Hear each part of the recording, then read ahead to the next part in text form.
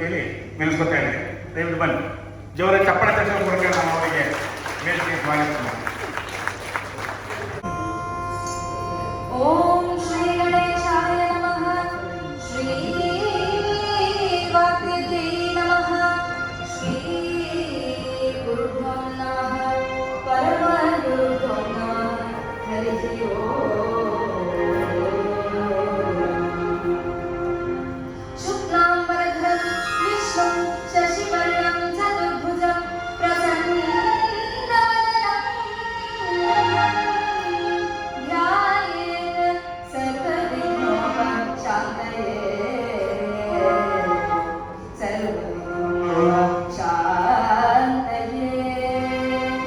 सरस्वती नमस्तुभ्यं वरदे कामरूपिणी. विद्यारम्भं करिष्यामि सिद्धिर्भवतु मे सदा. गुरुब्रह्मा गुरुर्विष्णु गुरुदेवो महेश्वरः. गुरुसाक्षात् परं ब्रह्म तस्मै श्री गुरवे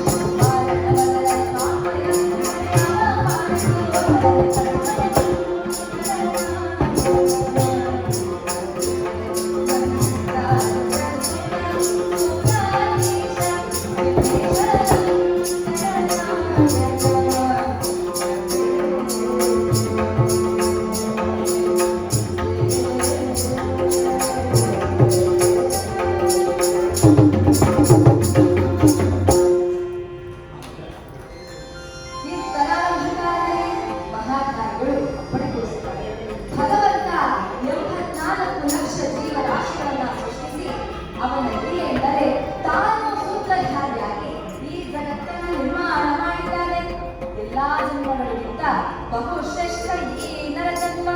ಅದಕ್ಕೆ ಭಾಗವತ ಹೇಳುತ್ತದೆ, ದುರ್ಲಭಂ ಮಾನುಷಂ ಜನ್ಮ ತದಪ್ಯಧ್ರುವಮತರಂ ಕೌಮಾರ. ಎಂದರೆ ಈ ಜನ್ಮ ದುರ್ಲಭವಾದದ್ದು, ಆದ್ದರಿಂದಲೇ ಕೌಮಾರ. ಅಂದರೆ ನಾವು ಚಿಕ್ಕಂದಿನಿಂದಲೇ ಆಧ್ಯಾತ್ಮ ಸಾಧನೆ ಮಾಡಿ ಈ ಜೀವನವನ್ನ ಜೀವನವಾಗಿಸಿಕೊಳ್ಳಬೇಕು. ಧ್ರುವ ಪ್ರಹ್ಲಾದ ಮಾರ್ಕಂಡೇಯರಂತೆ ಅವನ ಭಕ್ತರಾಗಿ ಅವನನ್ನ ಸೇವಿಸಬೇಕು. ಅದಕ್ಕೆ ಶ್ರೀ ಪುರಂದರದಾಸರು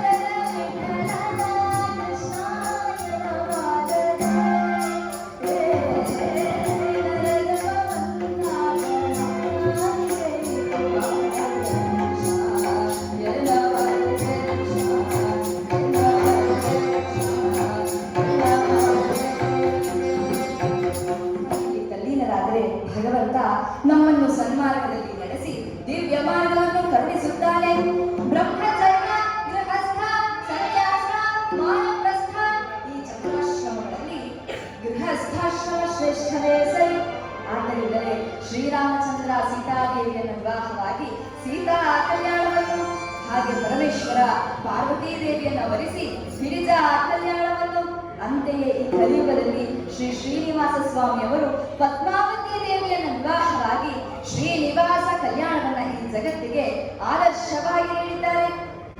ಸಾನಂದಂ ಸದನಂ ಸುದಾಶ ಸುಧಿನಃ ಕಾಂತ ಮನೋಹಾರಿಣಿ ಸನ್ಮಿತ್ರಂ ಸುಧನಂ ಸ್ವಯೋಷಿಕರತಿಃ ಸೇವಾರತಾಃ ಸೇವಕಾಃ ಆತಿಥ್ಯಂ ಸುರಪೂಜನಂ ಪ್ರತಿದಿನಂ ಇಷ್ಟಾನ್ನಪಾನಂ ಗೃಹೇ ಸಾಧೂಃ ಸಂಗ ಉಪಸರಣಾಚ ಸತತಂ ಧನೋ ಗೃಹಸ್ಥಾಶ್ರಮಃ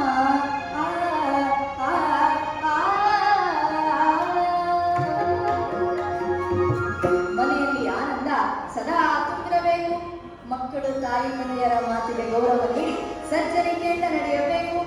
ಮೊದಲನೇವಳು ಏನ್ ಮಾಡ್ತಾಳೆ, ಆ ಹೂವನ್ನ ಕಟ್ಟಿ ₹1 1 ಮೊಳ ಅನ್ನೋ ಹಾಗೆ ಮಾಡಿರ್ತಾಳೆ.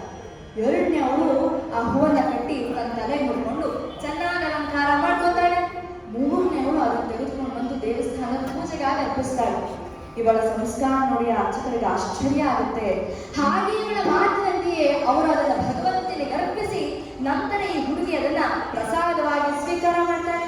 ನಿಮ್ಮೆಲ್ಲರಿಗೂ ಒಂದು ಪ್ರಶ್ನೆ, ಈಗ ಹೇಳಿದಂತಹ ಈ ಕಥೆಯಲ್ಲಿ ಈ 3 ಜನ ಹೆಣ್ಣುಮಕ್ಕಳಲ್ಲಿ ಯಾರು ಶ್ರೇಷ್ಠ? ಮೂರನೆಯವಳೆ ಶ್ರೇಷ್ಠ. ಅಂತಹ ಸಾತ್ವಿಕವಾದ ಭೋಜನ, ಸಾಧು ಸತ್ಪುರುಷರ ಸೇವೆ, ಸಚ್ಚಿಂತನೆಯಲ್ಲಿ ಭಗವದಾನಂದದಲ್ಲಿ ನಿರತರಾಗಿ ಅವನ ಕೃಪೆಗೆ ಪಾತ್ರರಾಗಬೇಕು. ಆಗ ಮಾತ್ರ ಗೃಹಸ್ಥಾಶ್ರಮ ಸಾರ್ಥಕ್ಯವಾಗಬೇಕು. ನಾವು ಸಂಪಾದಿಸುವ ಕಣಕಣವು ಧರ್ಮದಿಂದ ಸಂಪಾದಿಸಿದ್ದಾಗಿರಬೇಕು. ಅಧರ್ಮದ ಸಂಪಾದನೆ ಬೇಡ ಎಂಬ ದೃಢ ಸಂಕಲ್ಪ ನಮ್ಮಲ್ಲಿರಬೇಕು. ಹಾಗೆ ಇಂದಿನ ದಿವ್ಯವಾದಂತಹ ಶ್ರೀನಿವಾಸ ಕಲ್ಯಾಣ ಕಥಾಭಾಗವನ್ನು ಶ್ರವಣ ಮಾಡುವುದರಿಂದ ಮಹಾಪುಣ್ಯ ಲಭಿಸುತ್ತೆ. ಅದಕ್ಕೆ ದೇವರೆಂದರೆ ತಿರುಪತಿ ತಿಮ್ಮಪ್ಪ, ಗುರುಗಳೆಂದರೆ ಮಂಜಾಳರಾಘಪ್ಪ ಎಂಬ ಉಕ್ತಿಯಂತೆ ವೇರು ಎಂದರೆ ಪಾಪ, ಕಟ ಎಂದರೆ ಪರಿಹಾರ ಮಾಡುವನು ಆಗಿರುವ ನಮ್ಮ ಮನೆ ದೇವರು, ಆರಾಧ್ಯವೇಗೂ ಆದಂತಹ ಶ್ರೀ ಶ್ರೀನಿವಾಸ ದೇವರ ಶ್ರೀನಿವಾಸ ಕಲ್ಯಾಣ ಕಥಾಭಾಗವನ್ನು ತಾವೆಲ್ಲರ ಮುಂದೆ ಸಾಧುಪಡಿಸ್ತೇನೆ. ಲೋಪದೋಷಗಳು ಕಂಡು ಬಂದಲ್ಲಿ ದಯಮಾಡಿ ಹಂಸಕ್ಷೀರ ನ್ಯಾಯದಂತೆ ಕಥಾಶ್ರವಣ ಮಾಡಿ ತಾವೆಲ್ಲರ ನನಗೆ ಆಶೀರ್ವಾದ ಮಾಡಬೇಕಂತ ನಾನು ಪ್ರಾರ್ಥನೆ ಮಾಡಿಕೊಳ್ತೇನೆ. ಶ್ರೀ ಸತ್ಯಗಣಪತಿ ಮಹಾರಾಜಿಗೆ, ಶ್ರೀ ಸದ್ಗುರುನಾಥ ಮಹಾರಾಜಿಗೆ, ಇಂದಿರಾರಮಣ ಗೋವಿಂದ, ಕೆಳಸ್ಥಳ ಗೋವಿಂದ. ಹೀಗೆ ನಮ್ಮೊಂದು ಕಥಾಕೀರ್ತನ ಕಾರ್ಯಕ್ರಮದಲ್ಲಿ ಏನಾಯ್ತು, ಇಂದಿರಾರಮಣ ಗೋವಿಂದ ಅಲ್ಲಿ ಒಬ್ರು ಗೋವಿಂದ ಅಂದಿಲ್ಲ, ಎಲ್ಲರೂ ಜೋರಾಗಿ ಹೇಳಿ ಭಗವಂತನ ನಾಮಸ್ಮರಣೆ ಮಾಡೋದ್ರಿಂದ ಏನು ಸಹ ನಷ್ಟವಾಗೋದಿಲ್ಲ. ಇಂದಿರಾರಮಣ ಗೋವಿಂದ ಚೆನ್ನಾಗಿ ಹೇಳ್ತಿದ್ರು. ಅಲ್ಲೇನಾಯ್ತು, ಯಾವುದೋ ಮೂಲೆಯಲ್ಲಿ ಹಿಂಸ್ಕೊತಿದ್ರು, ಗೋವಿಂದ ಅಂದ್ರು. ನನಗೆ ಭಯ ಆಗೋಯ್ತು. ಆ ಕಾರ್ಯಕ್ರಮದ ಪ್ರಾಯೋಜಕರು ಅಂತ ಹೇಳಿದ್ರು, ದಾಸರೇ ನೀವೇನು ಭಯ ಪಡ್ಕೋಬೇಡಿ, ಆಕೆಯ ಗಂಡ ಆಮೇಲೆ ಕೂತಿದ್ದಾನೆ, ಆಕೆ ತನ್ನ ಗಂಡನ ಹತ್ರ ಮಾಡ್ಬಿಟ್ಟು 10 ವರ್ಷಗಳಾಯ್ತು. ರಾಜಾರಕ್ಕೆ ಆಕೆಯ ಗಂಡನ ಹೆಸರು ಏನಿರ್ಬೋದು, ಗೋವಿಂದಪ್ಪ ಅಂತ. ಅಯ್ಯಪ್ಪ ನೋಡ್ಕೊಂಡು ಗೋವಿಂದ ಅಂತ ನೀವೇ ತಿಳ್ಕೊಡ್ಬೇಡಿ, ಒಂದು ಸೇರಿ. ಆದ್ರೆ ಇಲ್ಲೆಲ್ಲ ನಾವು ಭಗವಂತನ ನಾಮಸ್ಮರಣೆಯನ್ನ ಕೇಳೋದಕ್ಕೆ ಸೇರಿದ್ದೇವೆ. ಹಾಗೆ ಇನ್ನೊಮ್ಮೆ ಎಲ್ಲರೂ ಸಹ ದಯಮಾಡಿ ಜೋರಾಗಿ ಇಂದಿರಾರಮಣ ಗೋವಿಂದ, ಸನಾತನ ಹಿಂದೂ ಧರ್ಮಕ್ಕೆ ಭಗವಂತನ ಆಶೀರ್ವಾದವನ್ನು ಬೇಡುತ್ತಾ ಈ ದಿವ್ಯವಾದಂತಹ ಕಥಾಭಾಗವನ್ನು ಪ್ರಾರಂಭ ಮಾಡಿ.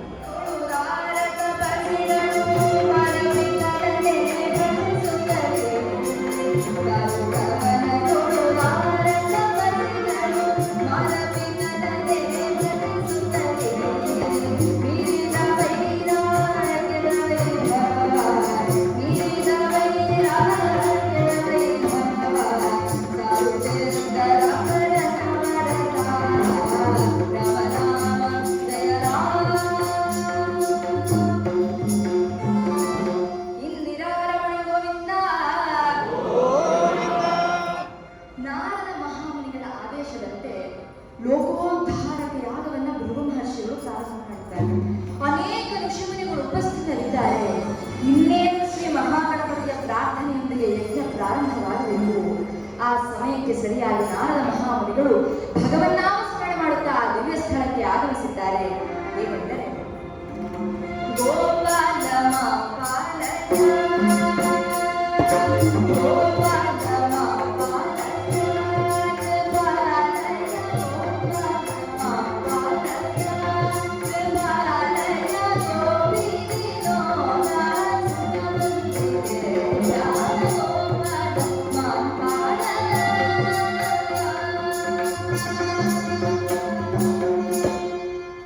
ಶಿವಾಯ ವಿಷ್ಣು ರೂಪಾಯ ಶಿವರೂಪಾಯ ವಿಷ್ಣುವೇ ಶಿವಸ್ಯ ಹೃದಯಂ ವಿಷ್ಣು ವಿಷ್ಣೋಶ್ಚ ಹೃದಯಂ ಶಿವ.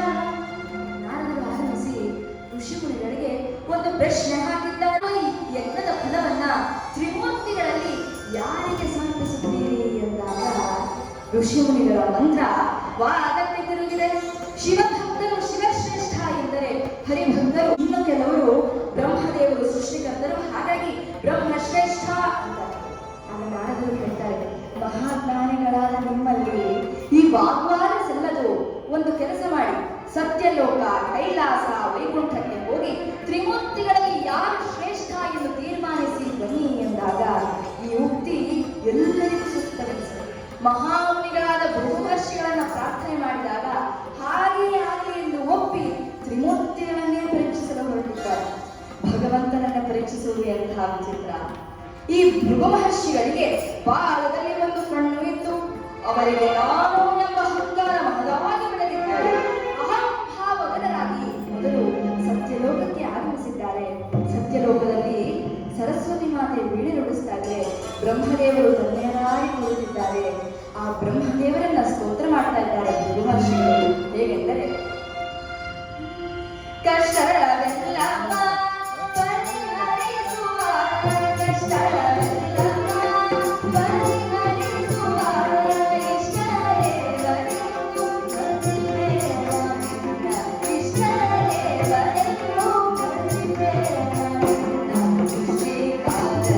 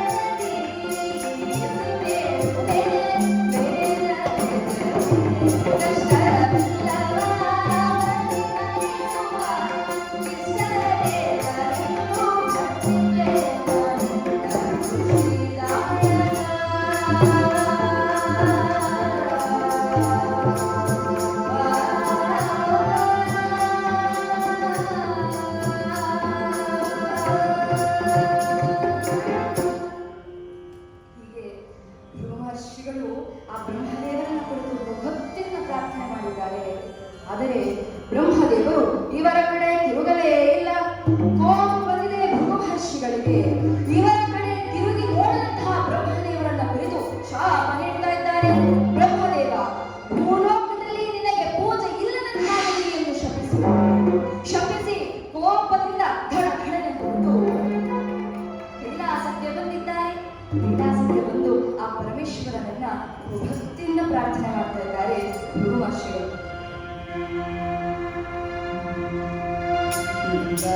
ಶಂಕರ ಕರುಣಾಕರ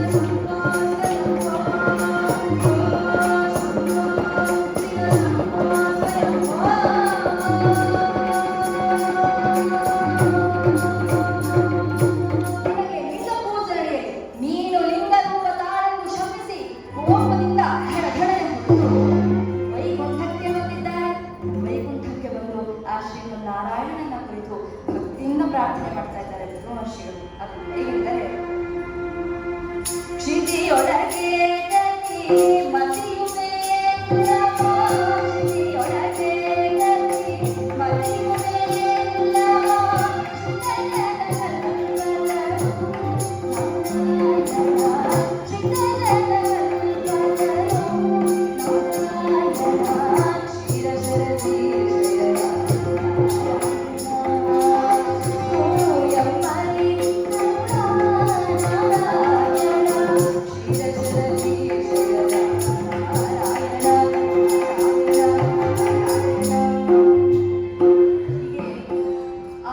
ಶ್ರೀಮನ್ನಾರಾಯಣನ ಬಳಿ ಬಂದು ಭಕ್ತಿಯಿಂದ ಪ್ರಾರ್ಥನೆ ಮಾಡಿದ್ದಾರೆ ಮಹರ್ಷಿಗಳು.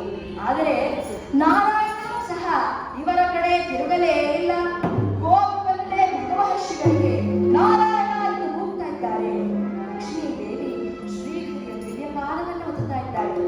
ಲಕ್ಷ್ಮೀ ದೇವಿಯ ಪುಣ್ಯವನ್ನು ಕೊಂಡಾಡಲು ಸಹ ಶ್ರೀಹರಿ ಇವರ ಕಡೆ ತಿರುಗಲೇ ಇಲ್ಲ.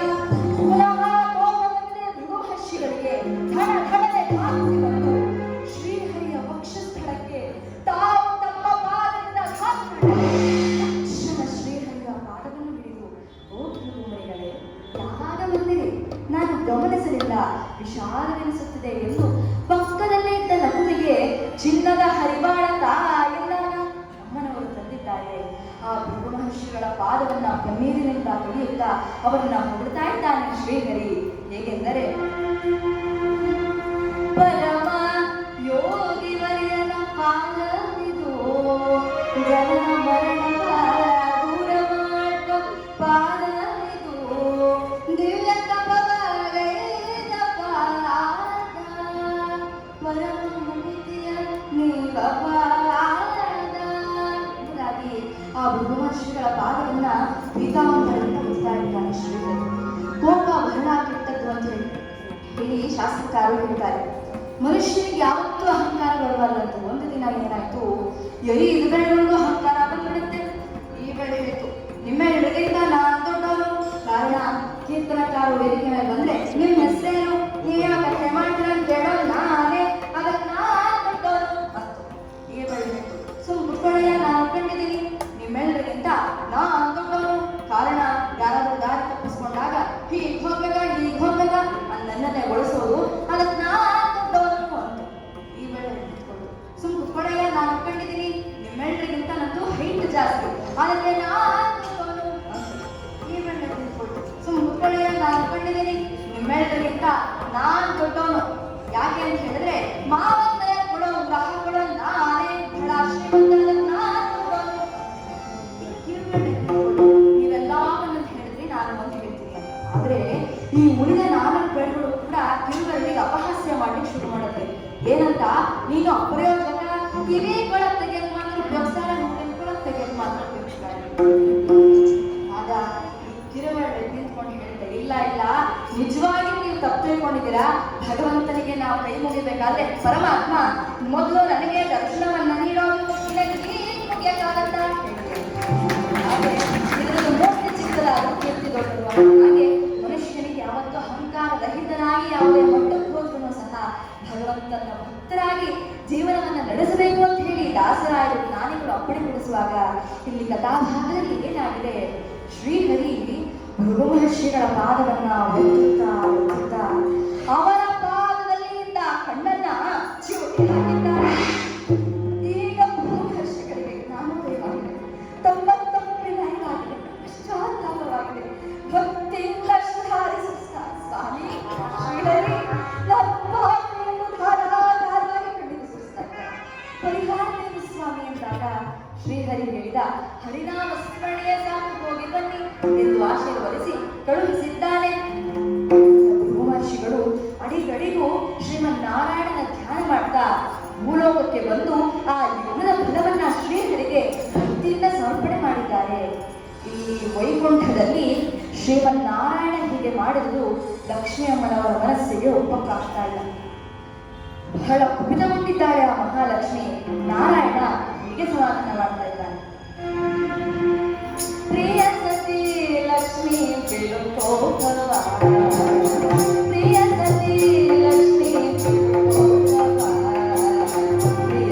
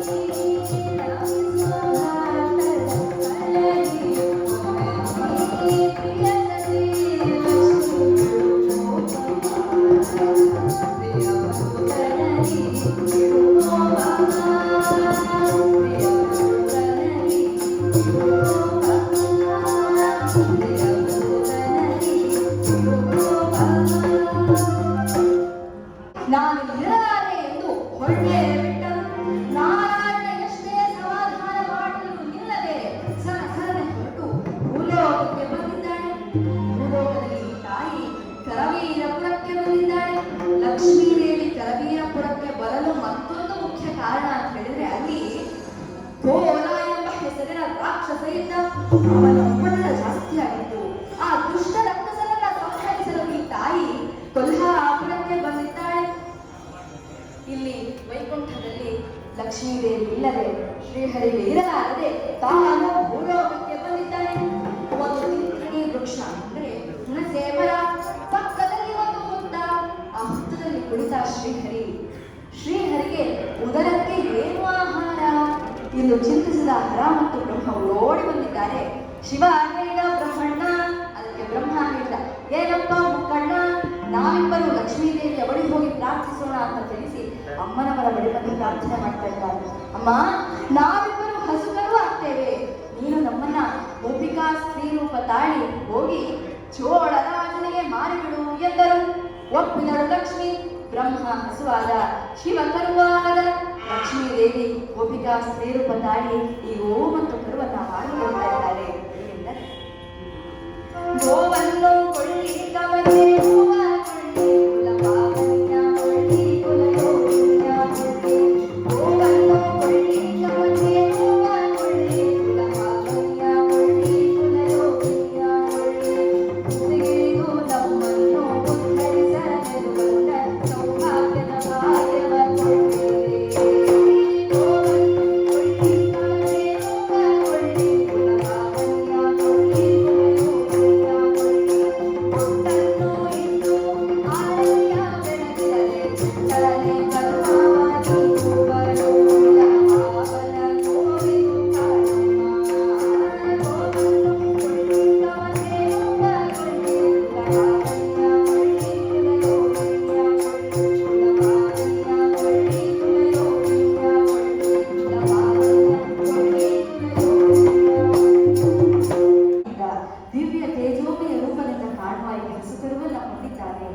ಮಾರಾಟ ಮಾಡಿದ ಲಕ್ಷ್ಮೀದೇವಿ ಪುನಃ ಕೊಲ್ಹಾಪುರಕ್ಕೆ ಬಂದು ನೆಲೆಸಿದ್ದಾಳೆ.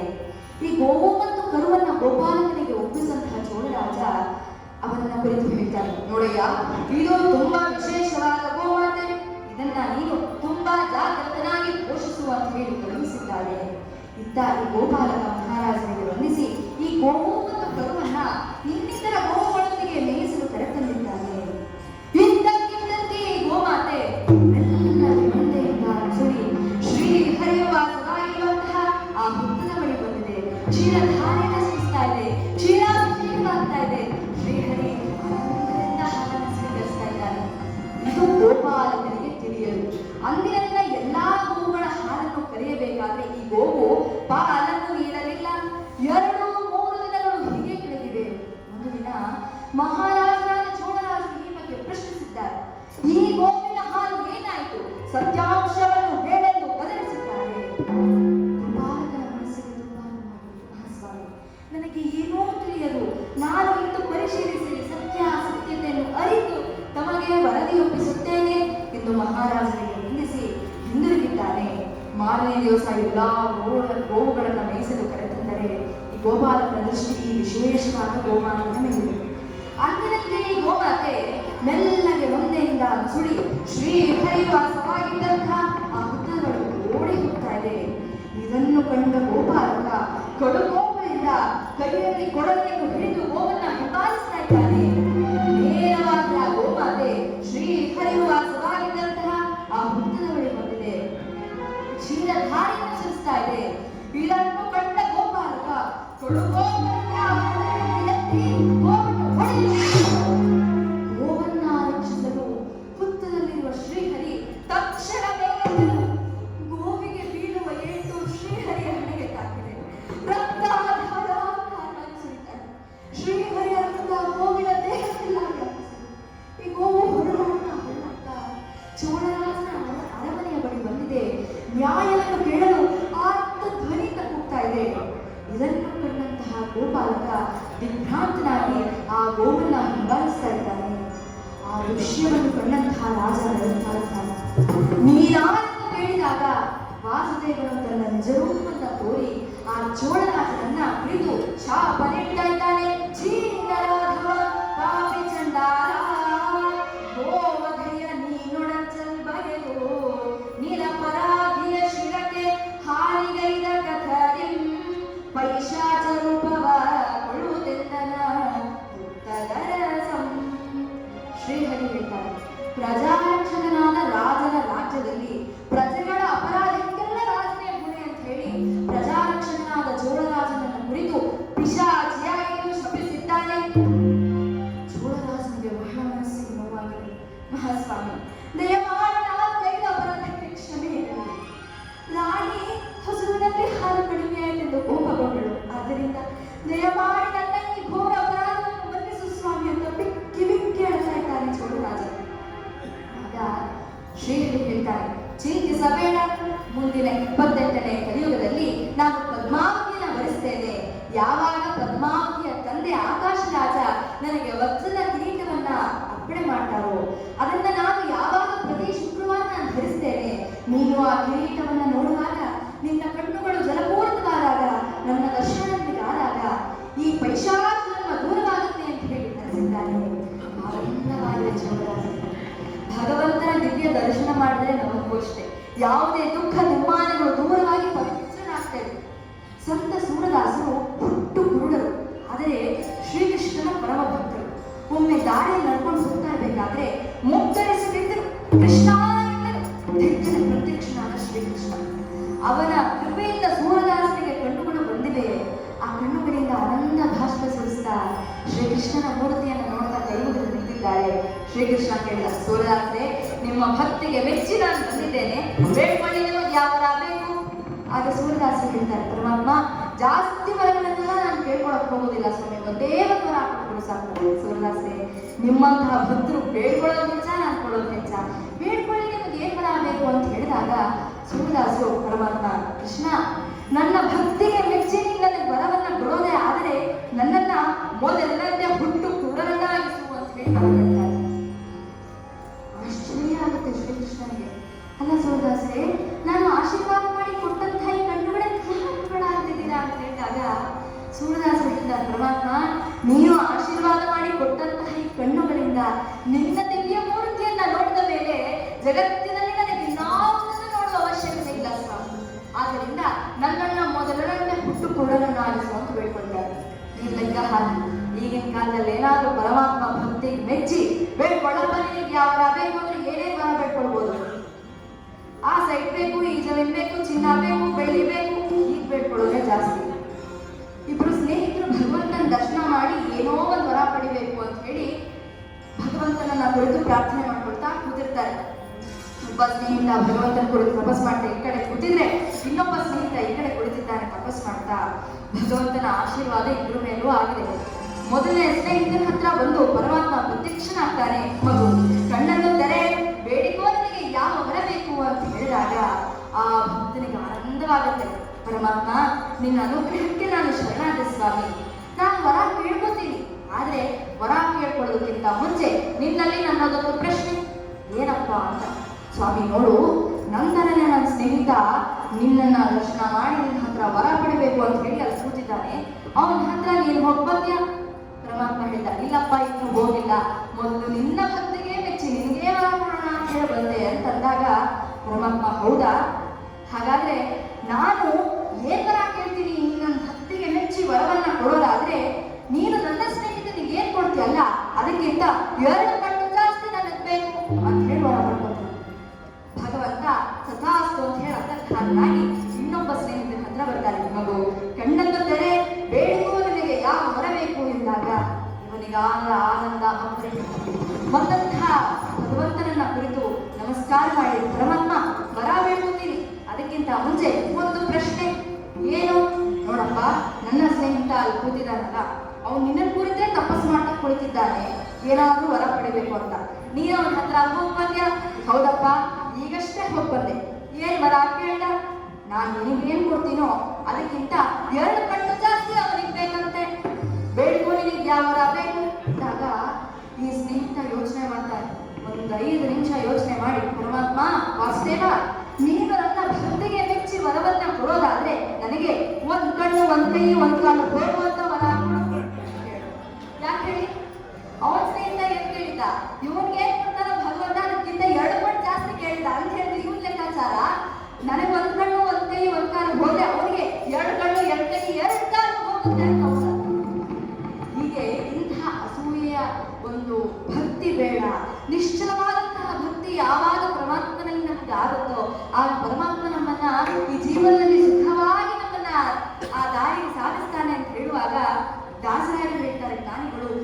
ವಿಧ ಭಕ್ತಿ ಇದೆ. ಯಾವ್ಯಾವ ಅಂತ ಹೇಳಿದ್ರೆ ಕೀರ್ತನಂ ವಿಷ್ಣೋಃ ಸ್ಮರಣಂ ಪಾದ ಸೇವನಂ ಅರ್ಚನಂ ವಂದನಂ ದಾಸಂ ಸಖ್ಯಮಾತ್ಮನಿವೇದನಂ ಇತಿ ಪುಂಸಾರ್ಪಿತ ವಿಷ್ಣೋ ಭಕ್ತಿಶ್ಚೇನ್ನವಲಕ್ಷಣಾ ಕ್ರಿಯತೆ ಭಗವತ್ಯರ್ಥಾ ತಸ್ಮನ್ಯೇಂದ್ರಿತಮುತ್ತಮಂ. ಶ್ರವಣ ಕೀರ್ತನ, ಅವನ ಚರಣ ಸೇವನೆ, ಅರ್ಚನೆ, ವಂದನೆ, ದಾಸ್ಯ, ಸತ್ಯ, ಆತ್ಮನಿವೇದನೆ, ಹೀಗೆ ನವವಿಧವಾದಂತಹ ಭಕ್ತಿಯನ್ನ ಅಳವಡಿಸಿಕೊಂಡು ಪರಮಾತ್ಮನನ್ನ ಭಕ್ತಿ ಮಾಡಬೇಕು ಅಂತ ಹೇಳಿ ಜ್ಞಾನಿಗಳು ಹೇಳ್ತಾರೆ. ಆದ್ರೆ ನಾವೆಲ್ಲರೂ ಸಹ ಕಲಿಯುಗದಲ್ಲಿದ್ದೇವೆ. ಅದಕ್ಕೆ ಜ್ಞಾನಿಗಳು ಅರ್ಪಣೆಗೊಳಿಸ್ತಾರೆ. ಕಲಿಯುಗದಲ್ಲಿ ಕೇವಲ ಶ್ರದ್ಧೆಯಿಂದ ಕೇಳುವ ಹರಿನಾಮ ಸಂಕೀರ್ತನೆಯಿಂದಲೇ ಮುಕ್ತಿಯನ್ನ ಹೊಂದಬಹುದು ಅಂತ ಹೇಳಿ ದಾಸರಾಯರು ಅರ್ಪಣೆಗೊಳಿಸ್ತಾರೆ. ಯಾವ ಪೂಜೆ ಪುರಸ್ಕಾರ ಹೋಮ ಹವನ ಯಾವುದು ಬೇಡ, ಕೇವಲ ಶ್ರದ್ಧೆಯಿಂದ ಕೂತು ಆ ಭಗವಂತನ ನಾಮಸ್ಮರಣೆಯನ್ನು ಶ್ರವಣ ಮಾಡಿದ್ರೆ ಸಾಕು, ಮಹಾಪುಣ್ಯ ಬಂದು ಕಡೆಗೆ ವೈಕುಂಠ ಮಾರ್ಗವನ್ನ ಪರಮಾತ್ಮ ಕರುಣಿಸ್ತಾನೆ ಅಂತ ಹೇಳಿ ಜ್ಞಾನಿಗಳು ಅಪ್ಪಣೆಗೊಳಿಸ್ತಾರೆ. ಇಂತಹ ಒಂದು ಸುದಿವಸ ನಮ್ಮೆಲ್ಲರಿಗೂ ಸಹ ಸಿಕ್ಕಿದೆ. ಈ ನಮ್ಮ ಜೀವನದ ಮುಖ್ಯ ಉದ್ದೇಶ ಏನು? ಜಂಜಾಟಗಳೆಲ್ಲವನ್ನು ತೀರಿಸಿಕೊಂಡು ಪರಮಾತ್ಮನ ಕಡೆಗೆ ಕರೆದೊಯ್ಯುವಂಥದ್ದು, ಅವನ ಕಡೆ ಹೋಗುವಂಥದ್ದೇ ನಮ್ಮ ಜೀವನದ ಮುಖ್ಯ ಧ್ಯೇಯ. ಹಾಗಾಗಿ ಎಲ್ಲಾ ಸಾಧನೆಗಳನ್ನ ಪೂರೈಸೋದಕ್ಕೆ ಭಗವಂತ ನಮಗೆ ಬೇಕು, ಸಹಾಯಕ್ಕೆ ಬೇಕು. ಹಾಗಾಗಿ ನಮ್ಮ ಜೀವನದ ಗತಿಯನ್ನ ಬದಲಿಸೋದಕ್ಕೆ ಭಗವಂತನೇ ಬೇಕು. ಆಗ ಯಾವಾಗ ನಮ್ಮ ಜೀವನದ ಕಡೆಯ ಹಂತಕ್ಕೆ ಹೋಗ್ತೀವಿ, ಆಗ ಪರಮಾತ್ಮನ ಸಹಾಯ ಬೇಕು. ಯಾವಾಗ ಅಂತ ಹೇಳಿದ್ರೆ, ನಾವು ಯಾವಾಗ ಈ ಜೀವನದಲ್ಲಿ ಭಗವಂತನ ನಾಮಸ್ಮರಣೆಯ ಶ್ರದ್ಧೆಯಿಂದ 1 ನಿಮಿಷ ಕೇಳ್ತೀವೋ ಸಾಕು, ಅಂತ್ಯದಲ್ಲಿ ಪರಮಾತ್ಮನ ಆ ವೈಕುಂಠ ಪ್ರಾಪ್ತಿ ಆಗುತ್ತೆ ಅಂತ ಹೇಳಬೇಕಾದ್ರೆ, ಹೀಗೆ ನಮಗೆ ಮಂಡ್ಯದಲ್ಲಿ ಒಂದು ಕಥಾಕೀರ್ತನ ಕಾರ್ಯಕ್ರಮ ಇತ್ತು. ಅಲ್ಲಿ ಮಂತ್ರಾಲಯ ರಾಘವೇಂದ್ರ ಸ್ವಾಮಿಯ ಮಠದ ಒಬ್ಬರು ಕಾರ್ಯದರ್ಶಿಗಳು ಬಂದಿದ್ರು.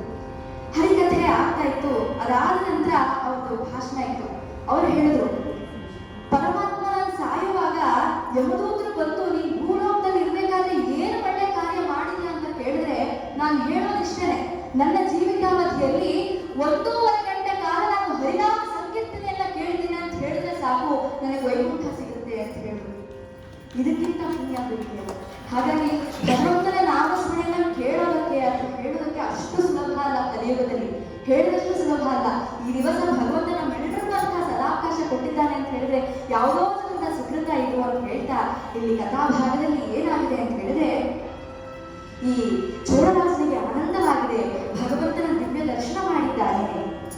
ಇಲ್ಲಿ ಕೃತಯುಗದಲ್ಲಿ ವೃಷಭಾಚಲವಾಗಿ, ತ್ರೇತಾಯುಗದಲ್ಲಿ ಅಂಜನಾಚಲವಾಗಿ, ದ್ವಾಪರಯುಗದಲ್ಲಿ ಶೇಷಾಚಲವಾಗಿ, ಈ ಕಲಿಯುಗದಲ್ಲಿ ವೆಂಕಟಾಚಲವಾಗಿರುವ ದಿವ್ಯ ಕಥೆ. ವೃಷಭಾಚಲ ಅಂತ ಹೇಳಿದ್ರೆ, ವೃಷಭಾಸುರ ಅಂತ ರಾಕ್ಷಸ ಇದ್ದ. ಲಕ್ಷ್ಮೀ ನರಸಿಂಹ ಸಾಲಿಗ್ರಾಮವನ್ನು ಭಕ್ತಿಯಿಂದ ಪೂಜೆ ಮಾಡ್ತಾ ಇದ್ದ. ಅವನ ಭಕ್ತಿಗೆ ಮೆಚ್ಚಿ ಆ ಭಗವಂತ ವೃಷಭಾಚಲ ಅಂತ ಹೆಸರಿಟ್ಟ. ಯಾವುದಕ್ಕೆ ಅಂತ ಹೇಳಿದ್ರೆ, ಇವಾಗಿರುವಂತಹ ತಿರುಮಲಗಿರಿ. ಅಂಜನಾಚಲ ಅಂತ ಹೇಳಿದ್ರೆ ಆಂಜನೇಯ ಹುಟ್ಟಿದ ಸ್ಥಳವಾದ್ದರಿಂದ ಅದು ಅಂಜನಾಚಲ ಅಂತ ಹೆಸರಾಯಿತು. ಶೇಷಾಚಲ ಅಂತ ಹೇಳಿದ್ರೆ, ಶೇಷದೇವರು ವೈಕುಂಠವನ್ನ ಕಾಯ್ತಾ ಇರ್ತಾರೆ. ವಾಯುದೇವರು ಬಂದಾಗ ಒಳಗೆ ಬಿಡಲಿಲ್ಲ. ಶೇಷದೇವರ ಭಕ್ತಿಗೆ ಮೆಚ್ಚಿ ಶೇಷಾಚಲ ಅಂತ ಹೆಸರಿಟ್ಟ ಪರಮಾತ್ಮ. ವೆಂಕಟಾಚಲ ಅಂತ ಹೇಳಿದ್ರೆ, ವೇವ್ ಎಂದರೆ ಪಾಪ, ಕಟ ಎಂದರೆ ಪರಿಹಾರ ಮಾಡೋರು. ಹಾಗಾಗಿ ಕಲಿಯುಗದ ಕಾಮಧೇನು ಆ ತಿರುಪತಿ ತಿಮ್ಮಪ್ಪ ವೆಂಕಟೇಶ್ವರ ಸ್ವಾಮಿ. ಆದ್ದರಿಂದಲೇ ವೆಂಕಟಾಚಲ ಅಂತ ತಿರುಮಲಗಿರಿಗೆ ಹೆಸರಿಟ್ಟಿದ್ದಾರೆ. ಅದಕ್ಕೆ ಅಂತಹ ದಿವ್ಯವಾದಂತಹ ವೈಕುಂಠವೇ ಸಾಕ್ಷಾತ್ ವೈಕುಂಠವೇ ಗದೆಯಲ್ಲಿದೆ ಅಂತ ಹೇಳಿ ಪುರಂದರದಾಸರು ಹೀಗೆ ಹೇಳ್ತಾರೆ.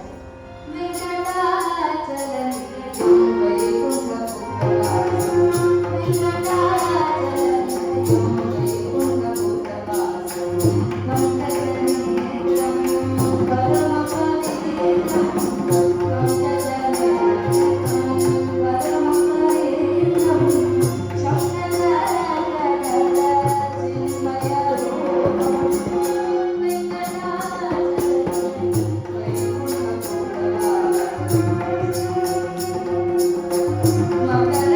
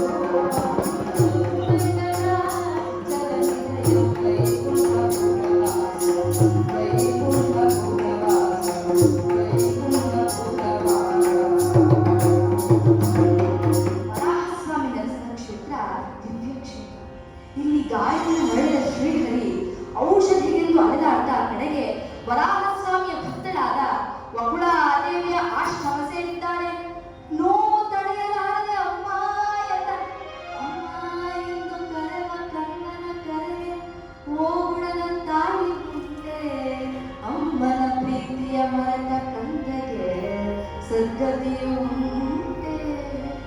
ಇಲ್ಲಿ ಬಕುಳಾದೇವಿಗೆ ಹರಿನೀಡ ಅಂತರ್ದೃಷ್ಟಿಯಿಂದ ಆಕೆ ಕೃಷ್ಣಾವತಾರದ ವೈಭವವನ್ನು ಅನುಭವಿಸ್ತಾಳೆ. ಕೃಷ್ಣಾವತಾರದಲ್ಲಿ ಈಕೆ ಯಶೋದೆಯಾಗಿದ್ದಳು. ಆದರೆ ಕೃಷ್ಣನ ಮದುವೆ ನೋಡಿರಲಿಲ್ಲ.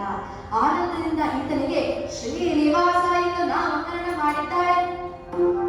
ಈಗ ತಾವು ಇರಲು ವಾಸಕ್ಕೆ ಸ್ಥಳವನ್ನ ವರಾಹಸ್ವಾಮಿಯಲ್ಲಿ ಬೇಡಿದಾಗ ವರಾಹಸ್ವಾಮಿ ಬೆಲೆಯೇ ಕೊಡುವೆ ಎಂದಾಗ ಶ್ರೀನಿವಾಸ ಹೇಳಿದ, ಈಗ ಲಕ್ಷ್ಮಿ ಇಲ್ಲದೆ ಹಣವನ್ನು ಕೊಡಲು ಅಸಾಧ್ಯ.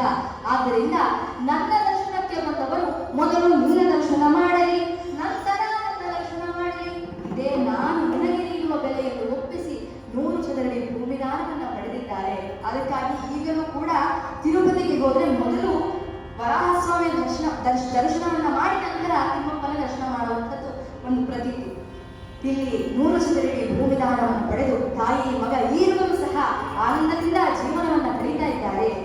ಇಲ್ಲಿ 28ನೇ ಕಲಿಯುಗದಲ್ಲಿ ಸುಮೀರನ ಪುತ್ರ ಸುಧರ್ಮ, ಇವನ ಮಗ ಆಕಾಶರಾಜ, ಇವನ ಧರ್ಮ ಪತ್ನಿ ಧರಣಿ ದೇವಿ, ಊರ ನಾರಾಯಣಪುರ ರಾಜ್ಯ ಪರಿಪಾಲನೆ ಮಾಡ್ತಾ ಇದ್ದಾರೆ. ಆದರೆ ಒಂದು ಚಿಂತೆ, ಏನದು? ಮಕ್ಕಳಿಲ್ಲ ಎಂಬ ಚಿಂತೆ. ಗುರುಗಳಾದ ಶ್ರೀಮಹಾಮುನಿಗಳ ಅಪ್ಪಣೆಯಂತೆ ಪುತ್ರ ಕಾಮೇಷ್ಠಿ ಯಾಗವನ್ನ ಮಾಡಲು ಚಿನ್ನದ ನೇಗಿಲಿನಿಂದ ಆಕಾಶರಾಜ ನೆಲವನ್ನ ಉಡಬೇಕಾದರೆ ಸಹಸ್ರದಳ ಕಮಲ ಮಧ್ಯೆ ಮಲಗಿರುವ ಒಂದು ಹೆಣ್ಣು ಶಿಶುವನ್ನು ಕಂಡ ಆಕಾಶರಾಜ ಅಶರೀರವಾಗಿ ನುಡಿಯಾಗಿದೆ. ಈ ಶಿಶುವನ್ನು ಬೆಳೆಸುವು ಎಂಬುದಾಗಿ ಆನಂದದಿಂದ ಮಗುವನ್ನು ತಗೊಂಡು ಬಂದು ಪದ್ಮದಲ್ಲಿ ಕಂಡ ಮಗುವಿಗೆ ಪದ್ಮಾವತಿ ಎಂದು ನಾಮಕರಣ ಮಾಡಿದ್ದಾರೆ. ಆನಂತರ ಧರಣಿ ದೇವಿಗೆ ಒಂದು ಗಂಡು ಮಗು ಜನಿಸಿದೆ. ಆ ಗಂಡು ಮಗುವಿಗೆ ವಸುಧಾ ಎಂದು ನಾಮಕರಣವನ್ನು ಮಾಡಿದ್ದಾರೆ. ಮದ್ದೂರಿನಲ್ಲಿ ದಂಪತಿಗಳಿಗೆ 8 ಜನ ಮಕ್ಕಳು. ಆದ್ರೆ 4 ಜನ ಗಂಡು ಮಕ್ಕಳು, 4 ಜನ ಹೆಣ್ಮಕ್ಳು. ಎಲ್ಲರಿಗೂ ದೇವರ ಹೆಸರು ಇಟ್ಟಿದ್ರು. ಒಂದು ದಿನ ಗಂಡ ಹೆಂಡತಿಗೆ ಹೇಳ್ತಾನೆ, ಏನೇ ಇವ್ರು 8 ಜನ ಹೆಸರು ನಾನು ನೆನಪಲ್ಲಿ ಇಟ್ಕೊಳಕ್ ಆಗೋದಿಲ್ಲ, ಹಾಗಾಗಿ 4 ಜನ ನನ್ನ ಮಕ್ಕಳು ನಾನು ಹೆಸರಿಡ್ತೀನಿ, 4 ಜನ ಹೆಣ್ಮಕ್ಳು ನಿನ್ನ ಹೆಸರು ಅಂತ ಹೂ ಅಂತ ಹೇಳ್ತೀನಿ. 4 ಜನ ಗಂಡ್ಮಕ್ಳು ಈ ಕಡೆ ಕೊಡಿಸ್ತಾ, 4 ಜನ ಹೆಣ್ಮಕ್ಳು ಈ ಕಡೆ ಕೊಡಿಸ್ತಾ, ಮತ್ತು ನಾನು ಹೆಸರಿಡ್ತೀನಿ ಅಂತ ಹೆಸರಕ್ಕೆ ಶುರು ಮಾಡಿದ್ದಾನೆ. ಗಂಡು ಮಕ್ಕಳಿಗೆ ಏನಂತ? ಶ್ವೇತಾಂಬರ, ಕನಕಾಂಬರ, ಚಿದಂಬರ, ದಿಗಂಬರ ಅಂತ ಹೆಸರಿಟ್ಟ. ನೋಡಿ, ಇವಾಗ ನಾನು ಹೆಸರಿಟ್ಟಿದ್ದಾಯ್ತು, ನೀನು ಹೀಗೆ ಬರ ಬರ ಬರ ಅಂತ ಹೆಸರಿಡ್ಬೇಕು.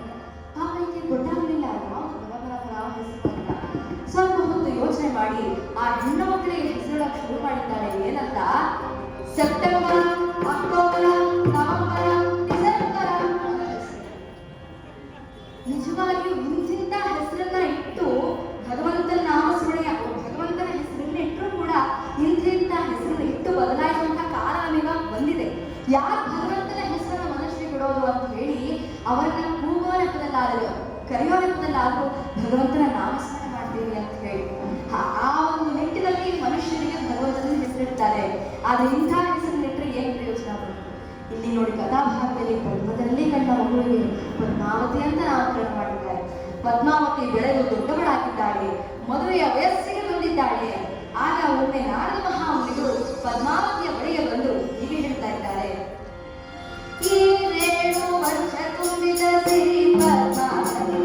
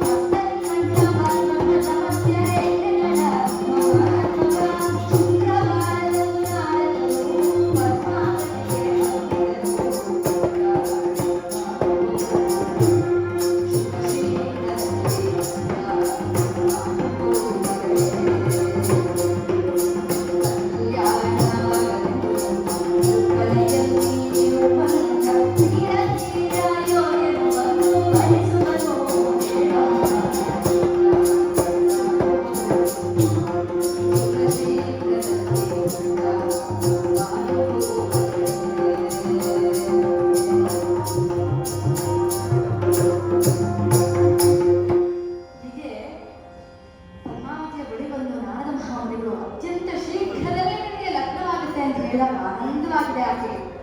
ಇತ್ತ ಶ್ರೀನಿವಾಸ ತಾಯಿ ಅಪ್ಪಣೆ ಪಡೆದು ಮರಿಸಿದ ಆನೆಯ ಬೇಟೆಗಾಗಿ ಹೊರಟಿದ್ದಾರೆ. ಬೇಟೆ ಅಂತ ಹೇಳಿದ್ರೆ ಪ್ರಾಣಿಗಳನ್ನ ಸಂಹರಿಸುವುದು ಅನ್ನರ್ಥವಲ್ಲ, ಅವುಗಳಿಗೆ ಭಯ ಹುಟ್ಟಿಸಿ ಅವುಗಳನ್ನು ದೂರ ಓಡಿಸುವಂಥದ್ದು. ಈ ಕಡೆ ಪದ್ಮಾವತಿಯು ಸಹ ತಾಯಿ ತಂದೆಯರ ಅಪ್ಪಣೆ ಪಡೆದು ವಿಹಾರಕ್ಕಾಗಿ ತನ್ನ ಸಖಿಯರೊಂದಿಗೆ ವನಕ್ಕೆ ಬಂದಿದ್ದಾಳೆ.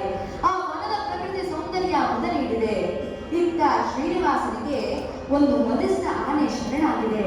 ಅದಕ್ಕೆ ಅಭಿನಯಿಟ್ಟ ಶರಚಾಪ ಹಿಡಿದ ಶ್ರೀನಿವಾಸ ಮುಂದೆ ಬಂದರೆ ಅಲ್ಲಿ ಉದ್ಯಾನವನದಲ್ಲಿ ಸಖಿಯರೊಡನೆ ಇರುವ ಪದ್ಮಾವತಿಯನ್ನ ಕಂಡು ಚಕಿತನಾಗಿ ಆ ಮೇಲು ಸೌಂದರ್ಯಕ್ಕೆ ಮಾರು ಹೋಗಿದ್ದಾನೆ. ಅಷ್ಟರಲ್ಲಿ ಆ ಸಖಿಯರನ್ನು ಬಿಡಲು ಶ್ರೀನಿವಾಸನನ್ನ ಪ್ರಶ್ನೆ ಮಾಡ್ತಾ ಇದ್ದಾರೆ. ಯಾರು ನೀನು ಎಂದಾಗ ಶ್ರೀನಿವಾಸ ಹೇಳಿದ, ಶ್ರೀಧರನ ನಾಮ, ಕುಲಗೋತ್ರಗಳಿಲ್ಲ, ವಸುದೇವ ಎನ್ನ ಪಿತ, ದೇವಕಿ ತಾಯಿ, ಅಣ್ಣ ಬಲರಾಮ, ಸೋದರಿ ಸುಭದ್ರೆ, ಹೆಸರು ಕೃಷ್ಣ, ವರ್ಣವು ಕೃಷ್ಣ ಎನ್ನುವಷ್ಟರಲ್ಲಿ ಶ್ರೀನಿವಾಸ ಪದ್ಮಾವತಿಯರ ಕಣ್ಣುಗಳು ಗೊತ್ತಾಗಿವೆ. ಪದ್ಮಾವತಿ ತನ್ನ ಗೆಳತಿಯರಿಗೆ ಮೆಲ್ಲಗೆ ಹೇಳ್ತಾಳೆ, ಉತ್ತರ ನಕ್ಷತ್ರ ಎಂಬುದಾಗಿ. ಇದನ್ನು ಕೇಳಿಸಿಕೊಂಡ ಶ್ರೀನಿವಾಸ ಎನ್ನದು ವಸಿಷ್ಠ ಗೋತ್ರ, ಶ್ರವಣ ನಕ್ಷತ್ರ, ಚಂದ್ರವಂಶ ಎಂದು ತಿಳಿಸಿದ್ದಾನೆ. ಹಾಗೆ ನಿಮ್ಮ ರಾಜಕುಮಾರಿ ಹೆಸರು ನಕ್ಷತ್ರ ಗೋತ್ರ ಏನು ಎಂದಾಗ ಅವರೆಲ್ಲ ಹೇಳ್ತಾ ಇದ್ದಾರೆ, ಅತ್ರಿ ಗೋತ್ರ, ಮೃಗಶಿರ ನಕ್ಷತ್ರ, ಆಕಾಶರಾಜ ಹಾಗೂ ಧರಣಿ ದೇವಿಯರ ಪುತ್ರಿ ಎಂದು ನಾಚಿಕೆಯಿಂದ ಕಲ್ಲುಗಳನ್ನು ಶ್ರೀನಿವಾಸನಿಗೆ ಎಸೆಯುತ್ತಾ ಅವನನ್ನು ದೂರಕ್ಕೆ ಇಟ್ಟಿದ್ದಾರೆ. ಮನೆಗೆ ಬಂದ ಶ್ರೀನಿವಾಸನ ಮುಖ ಮಾಡಿದೆ. ತಾಯಿ ಕಾರಣವನ್ನು ಕೇಳಿದಾಗ ಮಾತಾಡಿದಳು Srinivasa. Silence is one great art of conversation ಎಂಬಂತೆ ಸುಮ್ಮನೆ ಕುಳಿತಿದ್ದಾನೆ. ಮಾತಿಲ್ಲ, ಕಥೆ ಇಲ್ಲ, ಆಹಾರಕ್ಕೆ ಏನು ಬೇಕಿಲ್ಲ. ಬಕುಳಾದೇವಿ ಒಮ್ಮೆ ಬಲವಂತಪಡಿಸಿ ಕಾರಣವನ್ನು ಕೇಳಿದಾಗ, ಅಮ್ಮ ಪದ್ಮಾವತಿಯನ್ನೇ ಇಷ್ಟಪಟ್ಟಿದ್ದೇನೆ ರಾಜಕುಮಾರಿ ಅಂತ ತಾಯಿ ಹೇಳ್ತಾಳೆ. ಅಂದ ಅವರವರ ಮನೆವಾಸಿ, ನಾವು ಆಶ್ರಮವಾಸಿಗಳು, ಕನಕಗಿರಿಗೆ ಕಾಡು ಬೆಟ್ಟಕ್ಕೆ ಅದೆತ್ತರ ಸಂಬಂಧ ಅಂತ ಹೇಳಿದಾಗ, ಇಲ್ಲಮ್ಮ ನೀನೇ ನಿಂತು ಹೇಗಾದ್ರೂ ಮಾಡಿ ಈ ಸಂಬಂಧವನ್ನು ಕುದುರಿಸಬೇಕು ಅಂತ ಹೇಳಿ ಹೋಗುತ್ತಾಗ ತಾಯಿ ಹೇಳ್ತಾಳೆ, ಹೋಗ್ಲಿ ಹುಡುಗಿ ಹೇಳು ಅಂದು. ಅಮ್ಮ ತುಂಬಾ ಚೆನ್ನಾಗಿದ್ದಾಳೆ, ಕ್ಷಣ ಮಾತ್ರದಲ್ಲಿ ನನಗೆ ಕಲ್ಲುಗಳಿಂದ ಹೊಡೆದಳು ಅಂತ ತಾಯಿ ಕೇಳ್ತಾಳೆ. ನಡುವೋ ಗಂಡನನ್ನೇ ಕಲ್ಲಿನಿಂದ ಹೊಡೆದವಳು ನಾಳೆ ಅತ್ತೆ ಹೊಡೆದಲೇ ಬಿಡ್ತಾಳೆ ಅಂತ. ಆಗ ಶ್ರೀನಿವಾಸ ಹೇಳಿದ, ಇಲ್ಲಮ್ಮ ಮುನಿಸಿನಿಂದ ಹಾಗೆ ಮಾಡಿದ್ದಾಳೆ, ನೀನೇ ನಿಂತು ಹೇಗಾದ್ರೂ ಮಾಡಿ ಈ ಸಂಬಂಧವನ್ನ ಕುದುರಿಸುವಂತ ಹೇಳಿದಾಗ ಬಕುಳಾದೇವಿ ಆನಂದದಿಂದ ತನ್ನ ಸಮ್ಮತಿಯನ್ನ ನೀಡಿದ್ದಾಳೆ.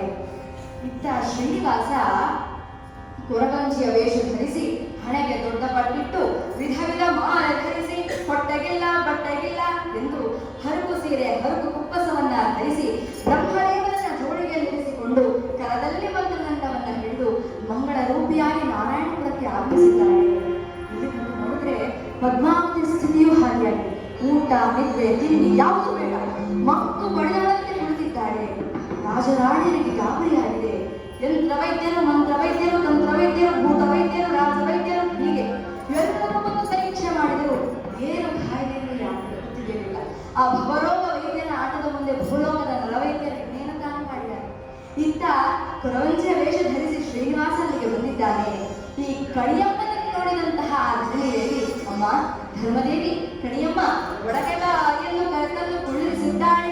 ಕಣಿಯಮ್ಮ ಎಲ್ಲಾ ದೇವತೆಗಳನ್ನ ಮುಗಿಯುತ್ತಾ ಆಕಾಶರಾಜನಿಗೆ ಹೇಳಿದ್ದಾಳೆ, ಎಲ್ಲಿ ಒಂದ್ ದರ ಹಾಕುವಂತ. ಆಕಾಶರಾಜ ದರ ಹಾಕಿದ್ದಾನೆ. ಆಗ 4, 3, 7 ಬಿದ್ದಿದೆ, 7, 7 ಮತ್ತೆ ಸಿದ್ಧನಾಗು 7 ಅಂತಾಳೆ. ಪುನಃ ದರ ಹಾಕಲಿಕ್ಕೆ ಹೇಳ್ತಾಳೆ ಆಕಾಶರಾಜನಿಗೆ. ಆಕಾಶರಾಜ ಪುನಃ ದರ ಹಾಕಿದಾಗ 6, 4, 10 ಬಿದ್ದಿದೆ, 10, 10 ಬೆಟ್ಟವನ್ನು 10 ಅಲ್ಲಿದ್ದಾರೆ ಹುಡುಗ ಅಂತಾಳೆ. ಅರಣ್ಯದಲ್ಲಿ ಕಿರಾತ ರೂಪದಿಂದ ಬಂದ ಶ್ರೀನಿವಾಸನಿಗೆ ಈ ಪದ್ಮಾವತಿ ಮನಸೋದು ಪರಿಗಣಿಸ್ತಾ ಇದ್ದಾಳೆ. ಇವರಿಗಿರುವ ಸಂಬಂಧ ಜನ್ಮ ಜನ್ಮಾಂತರದ್ದು. ನಾಳೆ ಅವರ ತಾಯಿ ಬಕುಳಾದೇವಿ ಒಂದು ಹೆಣ್ಣನ್ನು ಕೇಳಿದಾಗ ಆನಂದದಿಂದ ಸತ್ತರಿಸಿ ತಮ್ಮ ಸಮ್ಮತಿ ಸೂಚಿಸಿ ಎಂದಾಗ ಪದ್ಮಾವತಿಯ ಮುಖ ಅರಳಿದೆ. ಕಡೆಗೆ ಗುರುಗಳಾದ ಶುಕಮಹಾಮುನಿಗಳ ಅಪ್ಪಣೆಯಂತೆ, ಗುರು ಬೃಹಸ್ಪತಿಗಳ ಆಜ್ಞೆ, ಭಗವತ್ ಸಂಕಲ್ಪದಂತೆ ಶ್ರೀನಿವಾಸನಿಗೆ ಯೋಗ್ಯವಾದ ವರಾಗಿ ತೀರ್ಮಾನಿಸಿದ್ದಾರೆ. ಪದ್ಮಾವತಿಯನ್ನ ಶ್ರೀನಿವಾಸನ ಬಗ್ಗೆ ಅಭಿಪ್ರಾಯವನ್ನ ಕೇಳಿದಾಗ ಆಕೆಯೂ ಸಹ ಆನಂದದಿಂದ ತನ್ನ ಸಮ್ಮತಿಯನ್ನ ಸೂಚಿಸಿದ್ದಾಳೆ.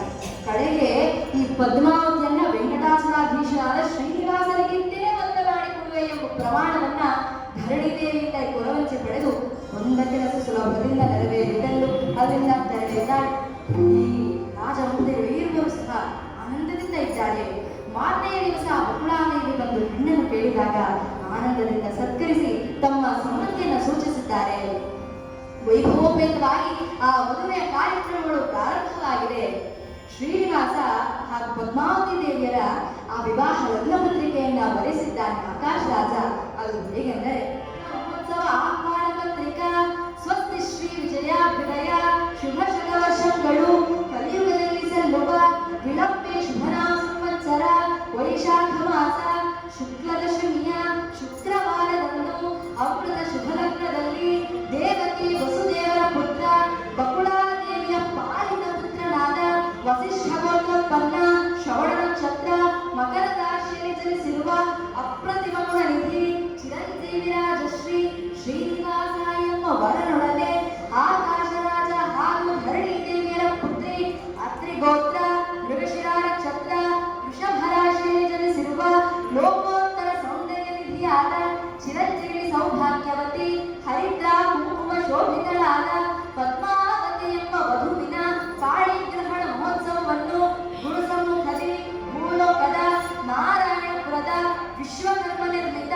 ನವರತ್ನ ಮಂಟಪದಲ್ಲಿ ಮುಕ್ಕೋಟಿ ದೇವ ಗಂಧರ್ವ ಯಕ್ಷ ಕಿನ್ನರ ಕಿಂಪುರುಷ ದೇವದಾನವ ಅಪ್ಸರಾದಿ ಭಕ್ತ ಭಾಗವತರ ಸಮ್ಮುಖದಲ್ಲಿ ನೆರವೇರಿಸಲು ನಿಶ್ಚಯಿಸಲಾಗಿದೆ. ಈ ಶುಭ ಮುಹೂರ್ತಕ್ಕೆ ತಮ್ಮ ಆಗಮನವನ್ನು ಬಯಸುವ ಇಂದ್ರಾದಿ ಅಷ್ಟದಿಕ್ಪಾಲಕ ವೃಂದ. ಹೀಗೆ ಲಗ್ನ ಪತ್ರಿಕೆಯನ್ನು ಬರೆಸಿದ್ದಾರೆ ಆಕಾಶರಾಜರು.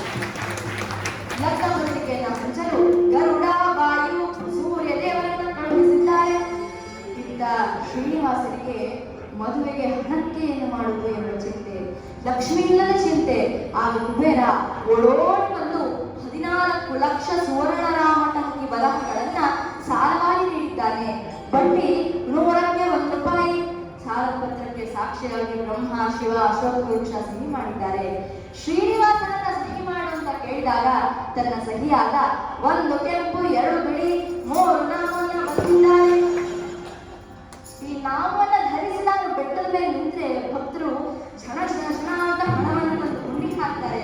ಭಕ್ತರ ಕಷ್ಟವನ್ನೆಲ್ಲ ಪರಿಹರಿಸುವೆ ಶ್ರೀಹರಿ. ಮೊದಲು ಲಕ್ಷ್ಮಿಯನ್ನು ಕರೆಸಬೇಕೆಂದು ಸಂಕಲ್ಪ ಮಾಡಿದಂತಹ ಹರಿ ಸೂರ್ಯದೇವನಿಗೆ ತಿಳಿಸ್ತಾನೆ. ಸೂರ್ಯದೇವ ಕೊಲ್ಹಾಪುರಕ್ಕೆ ಬಂದು ನಟನೆ ಮಾಡ್ತಾ ಇದ್ದಾನೆ. ಅಮ್ಮ ಅಂತ ಲಕ್ಷ್ಮಿ ಗಾಬರಿ ಆಯಿತು. ಏನು ಸೂರ್ಯದೇವ ಅಂದಾಗ, ಅಮ್ಮ ಏನು ಹೇಳಲಿ, ಶ್ರೀಹರಿಯ ಮುಖ ಮಾಡಿದೆ, ಹೊಟ್ಟೆ ಬೆನ್ನಿಗೆ ಇಟ್ಕೊಂಡಿದ್ದಾರೆ. ಯಾಕೆ ಅಂತ ಲಕ್ಷ್ಮಿ ಕೇಳಿಲ್ಲ. ಮದುವೆ ಅಂತ ಇವ್ರು ಹೇಳಿಲ್ಲ. ಆಮೇಲೆ ಎಂದು, ಅಮ್ಮ ಶ್ರೀಹರಿ ತಲೆಗೆ ನೋವು ಮಾಡ್ಕೊಂಡಿದ್ದಾನೆ. ಏನು ಅಂತ ಲಕ್ಷ್ಮಿ ಕೇಳಿಲ್ಲ. ಬಾ ಸಿಂಗ ಅಂತ ಇವ್ರು ಹೇಳಿಲ್ಲ. ಅಮ್ಮ ನೆಂಟು ಇಷ್ಟು ಬಂದು ಬೆಳಗ್ಗೆ ಎಲ್ಲರೂ ಸೇರಿದ್ದಾರೆ ಎಂದಾಗ ಗಾಬರಿಯಿಂದ ಓಡಿ ಬಂದಂತಹ ಲಕ್ಷ್ಮಿಯನ್ನ ಇಲ್ಲಿ ಎಲ್ಲರೂ ಆನಂದದಿಂದ ಸ್ವಾಗತ ಮಾಡ್ತಾ ಇದ್ದಾರೆ.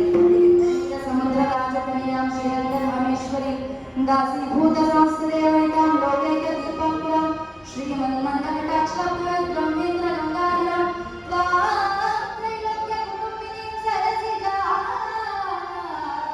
ವಂದೇ ಮುಕುಂದ ಪ್ರಿಯಾ ಮಾತರ್ನಮಾಮಿ ಕಮಲೆ ಶ್ರೀ ವಿಷ್ಣು ಕಮಲವಾಸಿನಿ ವಿಶ್ವಮಾತಃ ಕ್ಷೀರೋದರೇ ಕಮಲ ಕೋಮಲ ಗರ್ಭಗೌರಿ ಲಕ್ಷ್ಮೀ ಪ್ರಸೀದಂ ಸತತಂ ಮಮ ತಾಂ ಶರಣ್ಯೇ ಸರ್ವಮಂಗಳ ಮಾಂಗಲ್ಯೆ ಶಿವೆ ಸರ್ವಾರ್ಥ ಸಾಧಿಕೆ ಶರಣ್ಯೇ ತ್ರ್ಯಂಬಕೆ ಗೌರಿ ನಾರಾಯಣಿ ನಮೋಸ್ತುತೇ. ಹೀಗೆ ಬರಮಾಡಿಕೊಂಡಿದ್ದಾರೆ. ಈ ಲಕ್ಷ್ಮೀ ದೇವಿ ಶ್ರೀನಿವಾಸನಿಂದ ಪದ್ಮಾವತಿಯ ವೃತ್ತಾಂತವನ್ನು ತಿಳಿದು ತಾನು ಸೀತೆಯಾಗಿದ್ದಾಗ ತಾನಿದ್ದ ವಚನವನ್ನ ನೆನೆದು ಶ್ರೀನಿವಾಸ ಪದ್ಮಾವತಿಯರ ಕಲ್ಯಾಣಕ್ಕೆ ಆನಂದದಿಂದ ತನ್ನ ಸಮ್ಮತಿಯನ್ನ ನೀಡಿದ್ದಾಳೆ. ಮದುವೆಗೆ ಸಕಲ ಸಿದ್ಧತೆ ನಡೆದಿದೆ. ಶ್ರೀನಿವಾಸನಿಗೆ ಮಂಗಳ ಗೀತೆಗಳನ್ನ ಹಾಡ್ತಾ ಅಭ್ಯಂಜನ ಮಾಡಿಸಿ ಪನ್ನೀರು ಗಲಸಿದ ಉಷ್ಣೋದಕದಿಂದ ಸ್ನಾನ ಮಾಡಿಸಿ ಉತ್ತಮವಾದ ವಸ್ತ್ರಗಳಿಂದ ಅಲಂಕರಿಸಿದ್ದಾರೆ. ಸಕಲ ಸಿದ್ಧತೆ ನಡೆದಿದೆ. ಶ್ರೀನಿವಾಸ ತನ್ನ ಬೃಹತ್ ಪರಿವಾರದೊಡನೆ ನಾರಾಯಣಪುರಕ್ಕೆ ಹೊರಡಲು ಸಿದ್ಧನಾಗಿದ್ದಾನೆ. ನೋಡಿ, 100 ಹೇಳಿ ಮದುವೆ ಮಾಡುವಂತ ಒಂದು ಗಾದೆ ಇದೆ. ಯಾರೊಬ್ರು ಪುರೋಹಿತರು ಬೆಂಗಳೂರಿಗೆ ಬರ್ತಾರೆ ಸತ್ಯನಾರಾಯಣ ಸ್ವಾಮಿ ವ್ರತ ಮಾಡಿಸೋದು. ವ್ರತ ಎಲ್ಲ ಚೆನ್ನಾಗಿ ನಡೆದು ಆ ಮನೆ ಯಜಮಾನ ಪುರೋಹಿತರೆ ಏನ್ ಮಾಡೋದು, ನನ್ನ ಮಗನಿನ್ನೂ ಮದುವೆ ಆಗಿಲ್ಲ, ಯಾವ್ದಾದ್ರೂ ಒಂದು ಹೆಣ್ಣಿಗೆ ಹೇಳ್ತೀರಾ ಅಂತ ಹೇಳಿದ್ರು. ಸರಿ ಹೇಳ್ತೀನಿ, ಎಲ್ಲಿ ಹುಡುಗನ್ ಕರ್ಕೊಂಡು ಬನ್ನಿ ಅಂದ್ರು. ಹುಡುಗನ್ ಕರ್ಕೊಂಡು ಬಂದು ನೋಡ್ತಾರೆ. ಆ ಹುಡುಗಿಗೆ ಈ ಕಾಲೇ ಇಲ್ಲ. ಸರಿ ಹೇಳ್ತೀನಿ ಅಂತ ತುಮಕೂರಿಗೆ ಬಂದು ಅನಂತ ವ್ರತ ಮಾಡಿಸೋದಿಗೆ. ವ್ರತ ಎಲ್ಲ ಚೆನ್ನಾಗಿ ನಡೆದು ಆ ಮನೆ ಯಜಮಾನಿ ಪುರೋಹಿತ್ರೆ ಏನ್ ಮಾಡೋದು, ನನ್ನ ಮಗಳಿಗೆ ಮದುವೆ ಆಗಿಲ್ಲ, ಯಾವ್ದಾದ್ರು ಒಂದು ಗಂಡ ಇದ್ರೆ ಹೇಳ್ತೀರಾ? ಇಲ್ಲಮ್ಮ, ಹುಡುಗಿನ ಕರ್ಕೊಂಡು ಬನ್ನಿ ಅಂದ್ರು. ಹುಡುಗಿನ ಕರ್ಕೊಂಡು ನೋಡ್ತಾರೆ, ಆ ಹುಡುಗಿಗೆ ಈ ಕೈಯೇ ಇಲ್ಲ. ಪುರೋಹಿತರು ಯೋಚನೆ ಮಾಡಿದ್ರು, ಹೇಗೂ ಆ ಹುಡುಗಿಗೆ ಕಾಲಿಲ್ಲ, ಈ ಹುಡುಗಿಗೆ ಕೈ ಇಲ್ಲ, ಹೇಗಾದ್ರೂ ಮಾಡಿ ಇದನ್ನ ಗಂಟು ಹಾಕ್ಬೇಕು ಅಂತ ಬಂದು ಬೆಂಗಳೂರಿಗೆ ಬರ್ತಾರೆ. ನೋಡಿ, ಹುಡುಗಿ ತುಂಬಾ ಚೆನ್ನಾಗಿದ್ದಾಳೆ, ಜಾತಕ ಎಲ್ಲ ಅನುಕೂಲವಾಗಿದೆ, ಆದ್ರೆ ಮದುವೆಗೆ ನಾನೇ ಭೇಟಿ, ಅವರು ಮೂರುಗಳೇ ತಕ್ಕೊಂಡ್ರು. ಅಷ್ಟೊಂದು ನಮಗೆ ಬಂದು ಮದುವೆ ಆಗ್ಬೇಕು ಅಂತ ಅವರು ಮತ್ತೊಬ್ಬರಿಗೆ ಬರ್ತಾರೆ. ನೋಡಿ, ಹುಡುಗ ತುಂಬಾ ಚೆನ್ನಾಗಿದ್ದಾನೆ, ಜಾತಕ ಎಲ್ಲ ಅನುಕೂಲವಾಗಿದೆ, ಇವರಿಬ್ರು ಮದುವೆ ಮಾಡಿಸ್ಬಿಟ್ರೆ ಸಾಕ್ಷಾತ್ ಲಕ್ಷ್ಮೀ ನಾರಾಯಣನ ನೋಡಿದ ಹಾಗೆ ಆಗುತ್ತೆ. ಅವರು ಮೂರುಗಳೇ ತಕ್ಕೊಂಡ್ರು. ಅವ್ರಿಗೂ ಅಷ್ಟೇ ಅಷ್ಟೊಂದು ನಂಬಿಕೆ ಪುರೋಹಿತರ ಮೇಲೆ. ಮಧ್ಯ ದಿನ ಬಂತು, ಪುರೋಹಿತರು ಆ ಹುಡುಗನ ಕಿವಿಯಲ್ಲಿ ಹೇಳ್ಕೊಟ್ಟಿರ್ತಾರೆ, ಏನಪ್ಪ ಚೂರು ಹೀಗೆಲ್ಲ ಬಿಟ್ರು, ನೀನು ಕಾಲಿಲ್ಲ ಅಂತ ಗೊತ್ತಾಗುತ್ತೆ, ಹೀಗೆ ನಿಂತಿರ್ಬೇಕು ಅಂತ ಪಾಪ ಅಂತ ಹಾಗೆ ನಿಂತಿದ್ದ. ಹುಡುಗಿ ಕಿವಿಯಲ್ಲಿ ಹೇಳ್ಕೊಡ್ತಾರೆ, ಏನಮ್ಮ ನೀನೊಂಚೂರು ಸರಕನೆ ಕಡೆ ಬಿಟ್ಬಿಟ್ರು, ನಿನಗೆ ಕೈಲ್ಲ ಅಂತ ಗೊತ್ತಾಗುತ್ತೆ, ಹೀಗೆ ಇಟ್ಕೊಂಡಿರ್ಬೇಕು ಅಂತ ಹಾಗೆ ಇಟ್ಕೊಂಡು ಅವಳು ಹಾಗೆ ಇಟ್ಕೊಂಡಿದ್ರು. ಪುರೋಹಿತರು ಹುಡುಗನ ಕೈ ತಾಳಿ ಕೊಟ್ಟರು, ಹುಡುಗ ತಾಳಿ ಕಟ್ಟೆ ಬಿಟ್ಟ. ಈಗ ಹುಡುಗಿ ಮನದ ಒಂಚೂರು ಅನುಮಾನ ಬಂತು, ಅಡಿಯಂದ್ರೆ ಬನ್ನಿ ಕೂಗರು ಅಂತ ಹಾಗೆ ನಿಂತಿದ್ದ. ಏನೇ ಅಡಿಯ ಬಾರಯ್ಯ ಕೂಗರು ಹಾಗೆ ನಿಂತಿದ್ದ. ಪುರೋಹಿತರು ಅವಾಗ ಕಿವಿ ಹೇಳ್ಕೊಡ್ತಾರೆ, ಏನಪ್ಪ ಒಂಚೂರು ಹೀಗೆ ತಲೆ ಸುತ್ತ ಬಂದು ಹಾಗೆ ನಾಟಕ ಮಾಡು, ನಾವು ಈ ಕಡೆ ಒಂದು ದರ್ಶನ ಸೇರಿ ಇದನ್ನು ತಗೊಂಡು ಹೋಗಿ ರೂಮಿಗೆ ಹಾಕ್ತೀವಿ ಅಂತ. ಹಾಗೆ ಪುರೋಹಿತರು ಹೇಳಿದಾಗೆ ತಲೆ ಸುತ್ತ ಬಂದು ಹಾಗೆ ನಾಟಕ ಮಾಡ್ತಾ ಇದ್ದಾರೆ. ಅವನ ಕಡೆ ಒಂದು ದರ್ಶನ ಸೇರಿ ಅವನ ತಗೊಂಡು ಹೋಗಿ ರೂಮಿಗೆ ಹಾಕಿದ್ರು. ಈ ಹುಡುಗಿ ಚಿಂತೆ ಹಾಕಿಬಿಟ್ರು, ಏನು ನಮ್ಮ ತಾಳಿ ಕಟ್ಟೆ 2 ಲಕ್ಷಕ್ಕೆ ಹೀಗಾಗುತ್ತಲ್ಲ ಅಂತ ಹೇಳಿ ಅವಳು ಯೋಚನೆ ಮಾಡ್ತಾಳೆ. ಅವನು ಯೋಚನೆ ಮಾಡ್ದೆ, ರೂಮ್ ಒಳಗಡೆ ಹೋದಾಗ ಈಕೆ ಅವನು ಯೋಚನೆ ಮಾಡಿದೆ, ಇವಾಗ ಬೇಗ ಮದುವೆ ಆಗಿದೆ, ನನಗೆ ಕಾಲಿಲ್ಲ ಅಂತ ಗೊತ್ತಾದ್ರೆ ತಪ್ಪು ಅಂತ ಗೆದ್ದೆ ಗೆದ್ದೆ ನಾನು ಗೆದ್ದೆ ಗೆದ್ದೆ ಗೆದ್ದೆ ಗೆದ್ದೆ ನಾನು ಗೆದ್ದೆ ಗೆದ್ದೆ ಭಯ ಆಗೋದು.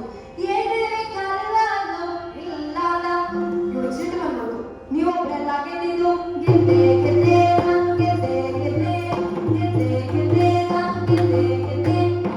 ಇವನಿಗೆ ಭಯ ಆಗೋದು, ಏನಿದೆ ಕೈಯಿಲ್ಲ ಅಂದ ಇಲ್ಲ ಅಂದು. ಈ ಪುರೋಹಿತರು ಮಧ್ಯದಲ್ಲಿ ಬಂದು ನಿಮ್ಮಿಬ್ಬರು ನಾನು ಗೆದ್ದೆ ನಾನು ಗೆದ್ದೆ ನಾನು ಗೆದ್ದೆ ನಾನು ಗೆದ್ದೆ. ಹೀಗೆ ಈ ಕಥಾಭಾಗದಲ್ಲಿ ಏನಾಗಿದೆ, ಶ್ರೀನಿವಾಸ ಪದ್ಮಾವತಿಯ ವಿವಾಹ ವೈಭವವಾಗಿ ನಡೀತಾ ಇದೆ.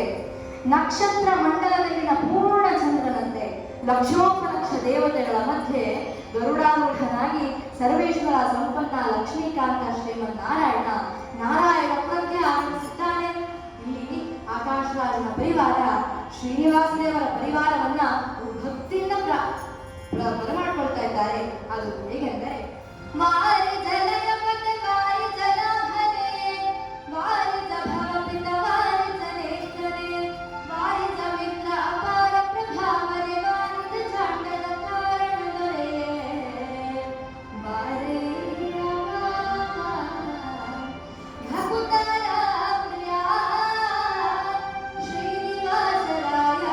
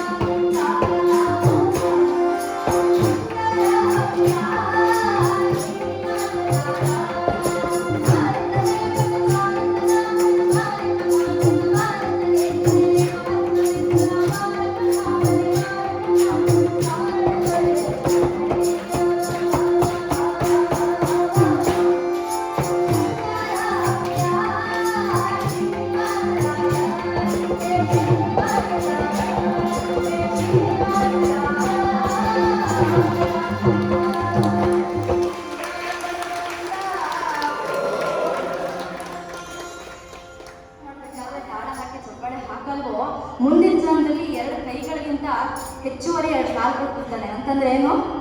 ಪಶುಜನ್ಮ ಅಂತ ಅರ್ಥ. ಹಾಗಾಗಿ ಭಗವಂತನ ನಾಮಸ್ಮರಣೆ ಮಾಡಬೇಕಾದ್ರೆ 2 ಕೈಗಳನ್ನ ತಟ್ಟಿ ಅಂಜಿಕೆಯನ್ನ ಬಿಟ್ಟು ಭಗವಂತನ ನಾಮಸ್ಮರಣೆ ಮಾಡಬೇಕು ಅಂತ ಹೇಳಿ ಜ್ಞಾನಿಗಳು ಅಪ್ಪಣೆ ಕೊಡಿಸುವಾಗ ಇಲ್ಲಿ ಕಥಾಭಾಗದಲ್ಲಿ ಏನಾಗಿದೆ, ಆಕಾಶರಾಜ ಪರಿವಾರ ಶ್ರೀನಿವಾಸ ದೇವರ ಪರಿವಾರಗಳು ವೈಭವೋಪೇತವಾಗಿ ಸ್ವಾಗತ ಮಾಡಿದ್ದಾರೆ. ಎಲ್ಲರಿಗೂ ಆನಂದವಾಗಿದೆ. ಇಂತಿಂತವರಿಗೆ ಇಂತಿಂತ ಕೆಲಸ ಎಂದು ನಿರ್ವಹಿಸಲು ವ್ಯವಸ್ಥೆ ಮಾಡಿದ್ದಾರೆ. ಪೂರ್ಣ ವಿವಾಹ ಕಾರ್ಯವನ್ನ ಬ್ರಹ್ಮ ಶಿವ ಇವರು ನಿರ್ವಹಿಸಿಕೊಂಡಿದ್ದಾರೆ. ದೇವತೆಗಳು ಋಷಿಗಳ ಸತ್ಕಾರ, ಕುಮಾರಸ್ವಾಮಿ ದೇವತೆಗಳ ಆಹ್ವಾನ, ವರುಣ ನೀರು, ಕಣ್ಣಿರ್ಬೇಕು, ಬಿಸಿಲಿರ್ಬೇಕು, ಬಿಸಿಲಲ್ಲಿ ಏನಿರ್ಬೇಕು, ಬಂದು ಇರ್ಬೇಕು, ನಾನು ಕೊಡ್ತೀನಿ ಅಂತ ಒಪ್ಕೊಂಡಿದ್ದಾರೆ. ಇನ್ನು ಅಡುಗೆಗೆ ಯಾವ ಗ್ಯಾಸ್ ಕಂಪ್ನಿಯವ್ರಿಗಾಗಲಿ ಯಾವ ಗ್ಯಾಸ್ ಸಿಲಿಂಡರ್ಗಾಗಲಿ ಕೊರತೆ ಅನ್ನೋದಿಲ್ಲ. ಸಾಕ್ಷಾತ್ ಅಗ್ನಿದೇವರೇ ಅಡುಗೆಯನ್ನ ತಯಾರಿಸ್ತಾ ಇದ್ದಾರೆ. ತಂಗಾಳಿಯನ್ನ ಬೀಸ್ತಾ ಇದ್ದವರು ನಮ್ಮ ವಾಯುದೇವರು. ಯಾವ ಫ್ಯಾನು ಬೇಡ, ಯಾವ ಎಸಿನೂ ಬೇಡ. ಸುಗಂಧ ಪವಿತ್ರ ಕಲಶಗಳನ್ನ ಹಿಡಿಯಲು ಗೌರಿ, ಸಾವಿತ್ರಿ, ಸರಸ್ವತಿ, ಅನಸೂಯಾದೇವರು ಸಿದ್ಧರಿದ್ದಾರೆ. ದೀಪಾಲಂಕಾರ, ಮೂನ್ಲೈಟ್ ಅರೇಂಜ್ಮೆಂಟ್ ಚಂದ್ರ ಆವರಿಸಿಕೊಂಡಿದ್ದಾನೆ. ಯಾರ್ಯಾರಿಗೆ ಏನೇನು ಉಡುಗೊರೆ ಕೊಡಬೇಕು ನಾನು ಕೊಡ್ತೀನಿ ಅಂತ ಹೇಳಿ ಕುಬೇರ ವಹಿಸಿಕೊಂಡಿದ್ದಾರೆ. ನೋಡಿ, ಈ ಮದುವೆ ಮನೆಯಲ್ಲಿ ಹೆಣ್ಣಿನ ಕಡೆಯವರು ಗಲಾಟೆ ತೆಗೆಯುವುದಿಲ್ಲ, ಗಂಡಿನ ಕಡೆಯವರು ಗಲಾಟೆ ತೆಗೆಯುವುದಿಲ್ಲ. ಮಧ್ಯದಲ್ಲಿರ್ತಾರಲ್ಲ ಫಿಟ್ಟಿಂಗ್ ಮಾಸ್ಟರ್ಸು, ಅಡುಗೆ ಭಟ್ರು ಬೆಳಗ್ಗೆ 6 ಗಂಟೆಗೆ ಕಾಫಿ ಮಾಡ್ತಾ ಕೊಟ್ರೆ, ಅಯ್ಯೋ ನಮ್ಮನೇಲಿ 5 ಗಂಟೆಗೆ ಕಾಫಿ ಮಾಡ್ತಿದ್ದೀವಿ ಹೀಗೆ ನಾನು ಜಗಳ ತೆಗಿತಾರೆ. ಇದನ್ನೆಲ್ಲ ನಿಯಂತ್ರಣ ಮಾಡೋದಕ್ಕೆ ಯಮಧರ್ಮನಿಗೆ ಗದೆಯನ್ನ ಕೊಟ್ಟು ನಿಲ್ಲಿಸಿದ್ದಾರೆ. ಹೀಗೆ ವ್ಯವಸ್ಥೆ ಆಗಿದೆ. ಎಲ್ಲರಿಗೂ ಸಹ ಆನಂದವಾಗ್ತಾ ಇದೆ. ಪದ್ಮಾವತಿಗೆ 16 ಅಂದರೆ 16 ರೀತಿಯ ಅಲಂಕಾರ ಮಾಡಿದ್ದಾರಂತೆ. ಅದು ಯಾವ್ಯಾವ ರೀತಿಯ ಅಲಂಕಾರ ಅಂತ ಅವರು ಸಹ ಬ್ಯೂಟಿ ಪಾರ್ಲರ್ ಅವ್ರಿಗೂ ಗೊತ್ತಿರಲ್ಲ. ಅಷ್ಟು ಚಂದ ಅಲಂಕಾರ ಮಾಡಿದ್ದಾರೆ ಪದ್ಮಾವತಿಗೆ. ಶ್ರೀನಿವಾಸನನ್ನ ವಿವಾಹ ಮಂಟಪಕ್ಕೆ ಕರೆತಂದಿದ್ದಾರೆ. ಶ್ರೀನಿವಾಸ ದೇವರ ಪಾದವನ್ನ ಪನ್ನೀರಿನಿಂದ ತೊಳೆದಿದ್ದಾನೆ ಆಕಾಶರಾಜ. ಹೀಗೆ ಪದ್ಮಾವತಿಯನ್ನು ಸಹ ವಿವಾಹ ಮಂಟಪಕ್ಕೆ ಕರೆತಂದಿದ್ದಾರೆ. ಶ್ರೀನಿವಾಸ ದೇವರ ಮನೆಯ ದೇವರಾದಂತಹ ಲಕ್ಷ್ಮೀ ನರಸಿಂಹ ಸ್ಮರಣೆ ನಡೆದಿದೆ. ವೈಭವೋಪೇತವಾಗಿ ಮಂತ್ರ ಘೋಷಗಳು ಮೊಳಗ್ತಾ ಇದೆ. ಸುಲಗ್ನ ಸಾವಧಾನ, ಸುಮುಹೂರ್ತ ಸಾವಧಾನ, ಶ್ರೀಲಕ್ಷ್ಮೀ ಸಮೇತ ಶ್ರೀಮನ್ನಾರಾಯಣ ಧ್ಯಾನ ಸಾವಧಾನ. ಹೀಗೆ ವೈಭವೋಪೇತವಾಗಿ ಮಂತ್ರ ಘೋಷ ಮೊಳಗ್ತಾ ಇದೆ. ಪುಷ್ಪ ವೃಷ್ಟಿಯಾಗಿದೆ. ಶ್ರೀನಿವಾಸ ಮಾಂಗಲ್ಯ ಸೂತ್ರವನ್ನ ಪದ್ಮಾವತಿಯ ತೋಳಿಗೆ ಕಟ್ಟಿದ್ದಾನೆ. ಪುಷ್ಪ ವೃಷ್ಟಿಯಾಗಿದೆ. ಆ ಜೀವನ ವರ್ಣಿಸಲು ಅಸುರ. ಬ್ರಹ್ಮದೇವರಿಗೆ ಆನಂದವಾಗ್ತಾ ಇದೆ. ಕಾರಣ, ನಾನು ಚತುರ್ಮುಖ ಬ್ರಹ್ಮ ಅಂದ್ರೆ ಪರಮಾತ್ಮನ ವಿವಾಹವನ್ನ 8 ಕಣ್ಣುಗಳಿಂದ ನೋಡ್ತಾ ಇದ್ದೇನೆ. ನಾನೇ ಪುಣ್ಯವಂತ. ಪಕ್ಕದಲ್ಲೇ ಷಣ್ಮುಖ ಕೂತಿದ್ದಂತೆ. ತಾತಾಚೂರ್ ಸುಮ್ನಾದು ನಾ ಆರುಮುಖಂ ಅಂದ್ರೆ ನಾನು 12 ಕಣ್ಣುಗಳಿಂದ ದಿವ್ಯವಾದಂತಹ ವಿವಾಹವನ್ನ ನೋಡ್ತಾ ಇದ್ದೇನೆ. ನಾನೇ ಪುಣ್ಯವಂತ ಅಂತ. ಪಕ್ಕದಲ್ಲೇ ಶಿವ ಕೂತಿದ್ದ. ಮಗನೇ ಚೂರು ಸುಮ್ನಾದು, ನಾನು ಪಂಚವಕ್ರಜ ಅಂದ್ರೆ 15 ಕಣ್ಣುಗಳಿಂದ ಇಂತಹ ದಿವ್ಯವಾದ ವಿವಾಹವನ್ನು ನೋಡ್ತಾ ಇದ್ದೇನೆ. ನಾನೇ ಪುಣ್ಯವಂತ ಅಂತ ದೇವೇಂದ್ರ ಕೂತಿದ್ದ. ಗೌತಮ ಋಷಿಗಳಿಗೆ ಥ್ಯಾಂಕ್ಸ್ ಹೇಳಿದ. ಕಾರಣ ಅವರು ಈತನಿಗೆ ಸಹಸ್ರಾಕ್ಷನಾಗುವಂತ ಶಪಿಸಿದ್ದಾರೆ. ಈಗ ಅವರ ಶಾಪ ಬರವಾಗಿ ನಾನು 1000 ಕಣ್ಣುಗಳಿಂದ ವಿವಾಹವನ್ನು ನೋಡ್ತಾ ಇದ್ದೇನೆ. ನಾನೇ ಪುಣ್ಯವಂತ ಅಂತ. ಯಾರ್ಯಾರು ಎಷ್ಟೆಷ್ಟೇ ಕಣ್ಣುಗಳಿಂದ ನೋಡಿದ್ರು, ನೀವು ಶ್ರೋತೃ ದೇವರುಗಳು ಇಷ್ಟೊಂದು ಕಿವಿಗಳಿಂದ ಶ್ರೀನಿವಾಸ ದೇವರ ವಿವಾಹವನ್ನು ಕೇಳ್ತಾ ಇದ್ದೀರಾ, ಶ್ರವಣ ಮಾಡ್ತಾ ಇದ್ದೀರಾ, ನೀವೇ ಪುಣ್ಯವಂತರು. ನೀವು ಇಂತಹ ವೈಭವದ ವಿವಾಹ ಮಹೋತ್ಸವದ ಭೋಜನ ಕೇಳಬೇಕೆ? ಭಕ್ಷ್ಯ ಭೋಜ್ಯಾದಿಗಳು ದೊಡ್ಡ ದೊಡ್ಡ ಬಾಳೆ ಎಲೆಗಳನ್ನ ಹಾಕಿದ್ದಾರೆ, ಊಟ ಬಡಿಸ್ತಾ ಇದ್ದಾರೆ. ಶ್ರೀಶೈಲದಿಂದ, ತಿರುಮಲೆಯಿಂದ ಶ್ರೀಶೈಲದವರೆಗೆ ಬಾಳೆ ಎಲೆಯನ್ನ ಹಾಕಿದ್ದಾರೆ. ಯಾವ್ಯಾವ ರೀತಿಯ ಭಕ್ಷ್ಯ ಭೋಜ್ಯಾದಿಗಳನ್ನ ತಯಾರು ಮಾಡಿದ್ರು ಅಂತ ಹೇಳಿದ್ರೆ,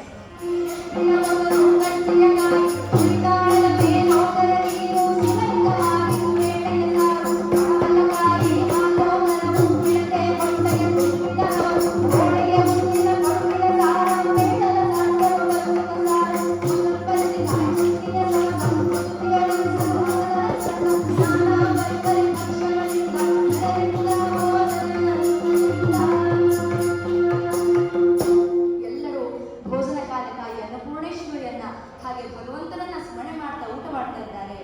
ಯಾರೊಬ್ಬ ಹೀಗೆ ಮದುವೆ ಮನೆಗೆ ಹೋಗಿಲ್ಲ, ಹಾಕಿದ್ದನ್ನೆಲ್ಲ ತಿಂದ. ಕಡೆಗೆ ಅವನಿಗೆ ಇಷ್ಟವಾದೊಂದು ಪದಾರ್ಥ ಬಂತು. ಯಾವುದು ಅಂತ ಹೇಳಿದ್ರೆ ಲಾಡು. ಒಂದಾಡು ಹಾಕಲು ತಿಂದ, ಎರಡಾಡು ಹಾಕಲು ತಿಂದ, ಹಾಕಿ ಹಾಕಿ ಅಂತ ಗಟ್ಟ ತನಕ ಬರುವಷ್ಟಿಂದ. ಅಪ್ಪ ಇವಾಗ ಅವನಿಗೆ ಹೇಳೋಕ್ಕಾಗ್ತಲ್ಲ, ಕುಳಿತುಕೊಳ್ಳೋಕ್ಕಾಗ್ತಲ್ಲ. ಮನೆ ಮಂದಿಯರೆಲ್ಲ ಗಾಬರಿ ಆಯ್ತು. ಡಾಕ್ಟರ್ ಕರೆಸ್ತಾರೆ. ಡಾಕ್ಟರ್ ಕೇಳಿದ್ರು, ಅಲ್ಲಪ್ಪ ಇಷ್ಟೊಂದು ಸಿಗಿ ತಿನ್ಬೇಡ ಅಂತ ಹೇಳಿದ್ದೆ ಅಲ್ಲವಯ್ಯ, ಯಾಕಯ್ಯ ತಿಂದೆ? ಡಾಕ್ಟ್ರೇ, ನೀವು ಒಂದೆಲ್ಲ ತಿನ್ನೋಡಿ ನಿಮ್ಗೆ ಇಷ್ಟ ಆಗುತ್ತೆ. ಸರಿ ಆಯ್ತು, ಅವ್ರು ತಿಂದಿದ್ಯಾ ಹೇಳು, ಮಾತ್ರೆ ಕೊಡೋ, ಇಂಜೆಕ್ಷನ್ ಕೊಡೋ. ಡಾಕ್ಟ್ರೆ ಇಂಜೆಕ್ಷನ್ ಕೊಟ್ಬಿಡಿ. ಅಲ್ಲಪ್ಪ ಪ್ರತಿ ಸಲ ಇದೇ ರೀತಿ ಏನಾದ್ರೂ ಒಂದು ಎಡವಟ್ಟು ಮಾಡ್ಕೊಂಡು ಇಂಜೆಕ್ಷನ್ ತಗೋತೀಯಾ, ಈ ಸಲ ಒಂದು 2 ಮಾತ್ರೆ ಕೊಟ್ಬಿಡ್ತೀನಿ. ಅಯ್ಯೋ ಡಾಕ್ಟ್ರೆ, ಏನ್ ಮಾಡ್ತಾ ಇರ್ತಿದ್ದೀರಾ ನೀವು? ಇನ್ನೊಂದೆರಡು ಎರಡೇ ಮಾತ್ರೆ ನುಂಗೋ ಜಾಗ ಏನಾದ್ರೂ ನಮ್ಮ ಹೊಟ್ಟೆ ಒಳಗಡೆ ಇಟ್ಟಿದ್ರೆ ಇನ್ನೊಂದೆರಡು ಲಾಭನೇ ತಿಂತಾ ಇದ್ದೆ. ಹೀಗೆ ಕಲಿಯುಗದಲ್ಲಿ ನಂಬಿ ಬಂದಂತಹ ಭಕ್ತರನ್ನ ಆಶೀರ್ವದಿಸ್ತೇನೆ, ಅನುಗ್ರಹಿಸ್ತೇನೆ, ಅವರ ಕಷ್ಟ ಕೂಡಲೆಗಳೆಲ್ಲವನ್ನೂ ಸಹ ದೂರ ಮಾಡ್ತೇನೆ ಅಂತ ವಚನ ಬಿತ್ತು. ತಿರುಪತಿ ಗಿರಿಯೆಲ್ಲ ಏರಿದ್ದಾನೆ ಶ್ರೀನಿವಾಸ ತನ್ನ ಪತ್ನಿಯರೊಳಗೆ. ಆಕಾಶ ರಾಜ ವಜ್ರದ ಕಿರೀಟವನ್ನ ಶ್ರೀನಿವಾಸನಿಗೆ ಅರ್ಪಿಸಿದ್ದಾನೆ. ಯಾವಾಗ ಶುಕ್ರವಾರದ ದಿವಸ ಶ್ರೀನಿವಾಸ ಆ ವಜ್ರ ಕಿರೀಟವನ್ನ ಧರಿಸಿದಾನೋ ಆಗ ಹಿಂದೆ ಈ ಶ್ರೀಹರಿಯಿಂದ ಶಾಪನಗೊಂಡಂತಹ ಆ ಚೋಳರಾಜ ಬಂದು ಶ್ರೀಮನ್ನಾರಾಯಣನ ದರ್ಶನ ಮಾಡಿ ಆ ವಜ್ರ ಕಿರೀಟವನ್ನು ಧಾರಣೆ ಮಾಡುವಂತಹ ಶ್ರೀನಿವಾಸನನ್ನ ನೋಡಿ ಕಣ್ತುಂಬಿಕೊಂಡು ಯಾವಾಗ ಭಕ್ತಿಯಿಂದ ಆನಂದ ಕಷ್ಟ ಕಣ್ಣಿಂದ ಬರುತ್ತೋ ಆಗ ಅವರ ಪೈಶಾಚ ಜನ್ಮ ದೂರವಾಗಿದೆಯಂತೆ. ಹೀಗೆ ಕಲಿಯುಗದಲ್ಲಿ ನಂಬಿ ಬಂದಂತಹ ಭಕ್ತರನ್ನ ಆಶೀರ್ವದಿಸಿ ಅನುಗ್ರಹಿಸಿ ಅವರ ಕಷ್ಟ ಕೂಡಲೆಗಳನ್ನ ದೂರ ಮಾಡ್ತಾ ಇರುವಂತಹ ಆ ಶ್ರೀನಿವಾಸ ದೇವರ ದಿವ್ಯವಾದಂತಹ ಶ್ರೀನಿವಾಸ ಕಲ್ಯಾಣ ಕಥಾಭಾಗವು ಮಂಗಳಕ್ಕೆ ಬಂದಿದೆ. ಮಂಗಳವನ್ನು ಹಾಡೋದಿಲ್ಲ ಮುನ್ನ ಒಂದು ಕಿರುಪರಿಚಯ. ಶ್ರೀಲಕ್ಷ್ಮಿ ಹಾಗೆ ನನ್ನ ತಂದೆ ಹೆಸರು ಶ್ರೀ ಪ್ರಸಾದ್. ಇವತ್ತಿನ ದಿವಸ ನನ್ನ ಜೊತೆ ನನ್ನ ತಾಯಿ, ನನ್ನ ಅಜ್ಜಿ ಮತ್ತು ನನ್ನ ಮಾವಂದರು ಬಂದಿದ್ದಾರೆ ನನ್ನ ಜೊತೆ. ಇವತ್ತು ನನಗೆ ವಾದ್ಯ ಸಂಸ್ಥಾನದಂತಹ ಕಿಬೋರ್ಡ್ ವಾದ್ಯ ಮಧುಸೂದನ್ ಬಗ್ಗೆ ನನ್ನ ಅನಂತ ನಮಸ್ಕಾರಗಳು. ಹಾಗೆ ನನ್ನ ಅನಂತ ನಮಸ್ಕಾರಗಳು. ನಾನು ಪ್ರಸ್ತುತ ಟಾಟಾ ಡಿಫೆನ್ಸ್ ಅಂಡ್ ಏರೋಸ್ಪೇಸ್ ನಲ್ಲಿ ನಾನು ಇಂಡಸ್ಟ್ರಿಯಲ್ ಇಂಜಿನಿಯರ್ ಆಗಿ ನಾನು ನನ್ನ ಕಾರ್ಯವನ್ನು ನಿರ್ವಹಣೆ ಮಾಡ್ತಾ ಇದ್ದೇನೆ. ಈಗ ಇಲ್ಲಿ ಕಥಾಕೀರ್ತನಲ್ಲೂ ಹಿರಿಯರು ಸೇರಿದ್ದೀರಾ, ಅಂತಹ ಹಿರಿಯರ ಮುಂದೆ ಒಂದು ಕಥಾಕೀರ್ತನ ಮಾಡುವ ಅವಕಾಶ ಇದ್ದಂತಹ ಸೀನಿಯರ್ ಸಿಟಿಸನ್ ಅಸೋಸಿಯೇಷನ್ ಎಲ್ಲ ಪದಾಧಿಕಾರಿಗಳಿಗೆ ನನ್ನ ನಮಸ್ಕಾರಗಳು. ಮುಖ್ಯವಾಗಿ ನನ್ನ ನಮಸ್ಕಾರಗಳನ್ನು ತಿಳಿಸಿ ಬಯಸ್ತೇನೆ. ತಾವೆಲ್ಲರೂ ಸಹ ಇಷ್ಟು ಹೊತ್ತು ಕೂತ್ಕೊಂಡು ಕಥಾಕೀರ್ತನವನ್ನು ಕೇಳಿದ್ದೀರಾ. ದಯಮಾಡಿ ಎಲ್ಲಾದರೂ ಲೋಪದೋಷಗಳು ಕಂಡು ಬಂದಿದ್ದರೆ ದಯಮಾಡಿ ಮನಸ್ಸೂಚನೆ ನ್ಯಾಯದಂತೆ ತಾವೆಲ್ಲರೂ ಸಹ ಅದನ್ನು ಕ್ಷಮಿಸಬೇಕು ಅಂತ ಹೇಳಿ ನಮಗೆ ಪ್ರಾರ್ಥನೆ ಮಾಡಿಕೊಡ್ತೇನೆ. ಹಾಗೆ ಇಷ್ಟೊತ್ತು ನೀವೆಲ್ಲರೂ ಕೂತು ಭಗವಂತನ ನಾಮಸ್ಮರಣೆಯನ್ನು ಹೇಳಿದ್ದೀರಾ. ನಮ್ಮೆಲ್ಲರಿಗೂ ಸಹ ಅನಂತಾನಂದ ಧನ್ಯವಾದಗಳು. ಹಾಗೆ ನನ್ನ ಗುರುಗಳಾದಂತಹ ನವ ಕೀರ್ತನ ಅಲಂಕಾರ ಆಕಾಶವಾಣಿ ಏಕಚಕ್ರವಾಗಿದ್ದರು ಕರ್ನಾಟಕ ಕಲಾಶ್ರೀ ಪ್ರಶಸ್ತಿ ಪುರಸ್ಕೃತರು ಆದಂತಹ ಶ್ರೀಯುತ ಎ.ಕೆ. ಮೋಹನ್ ಕುಮಾರ್ ಅವರಿಗೆ ನನ್ನ ಅನಂತಾನಂದ ನಮಸ್ಕಾರ.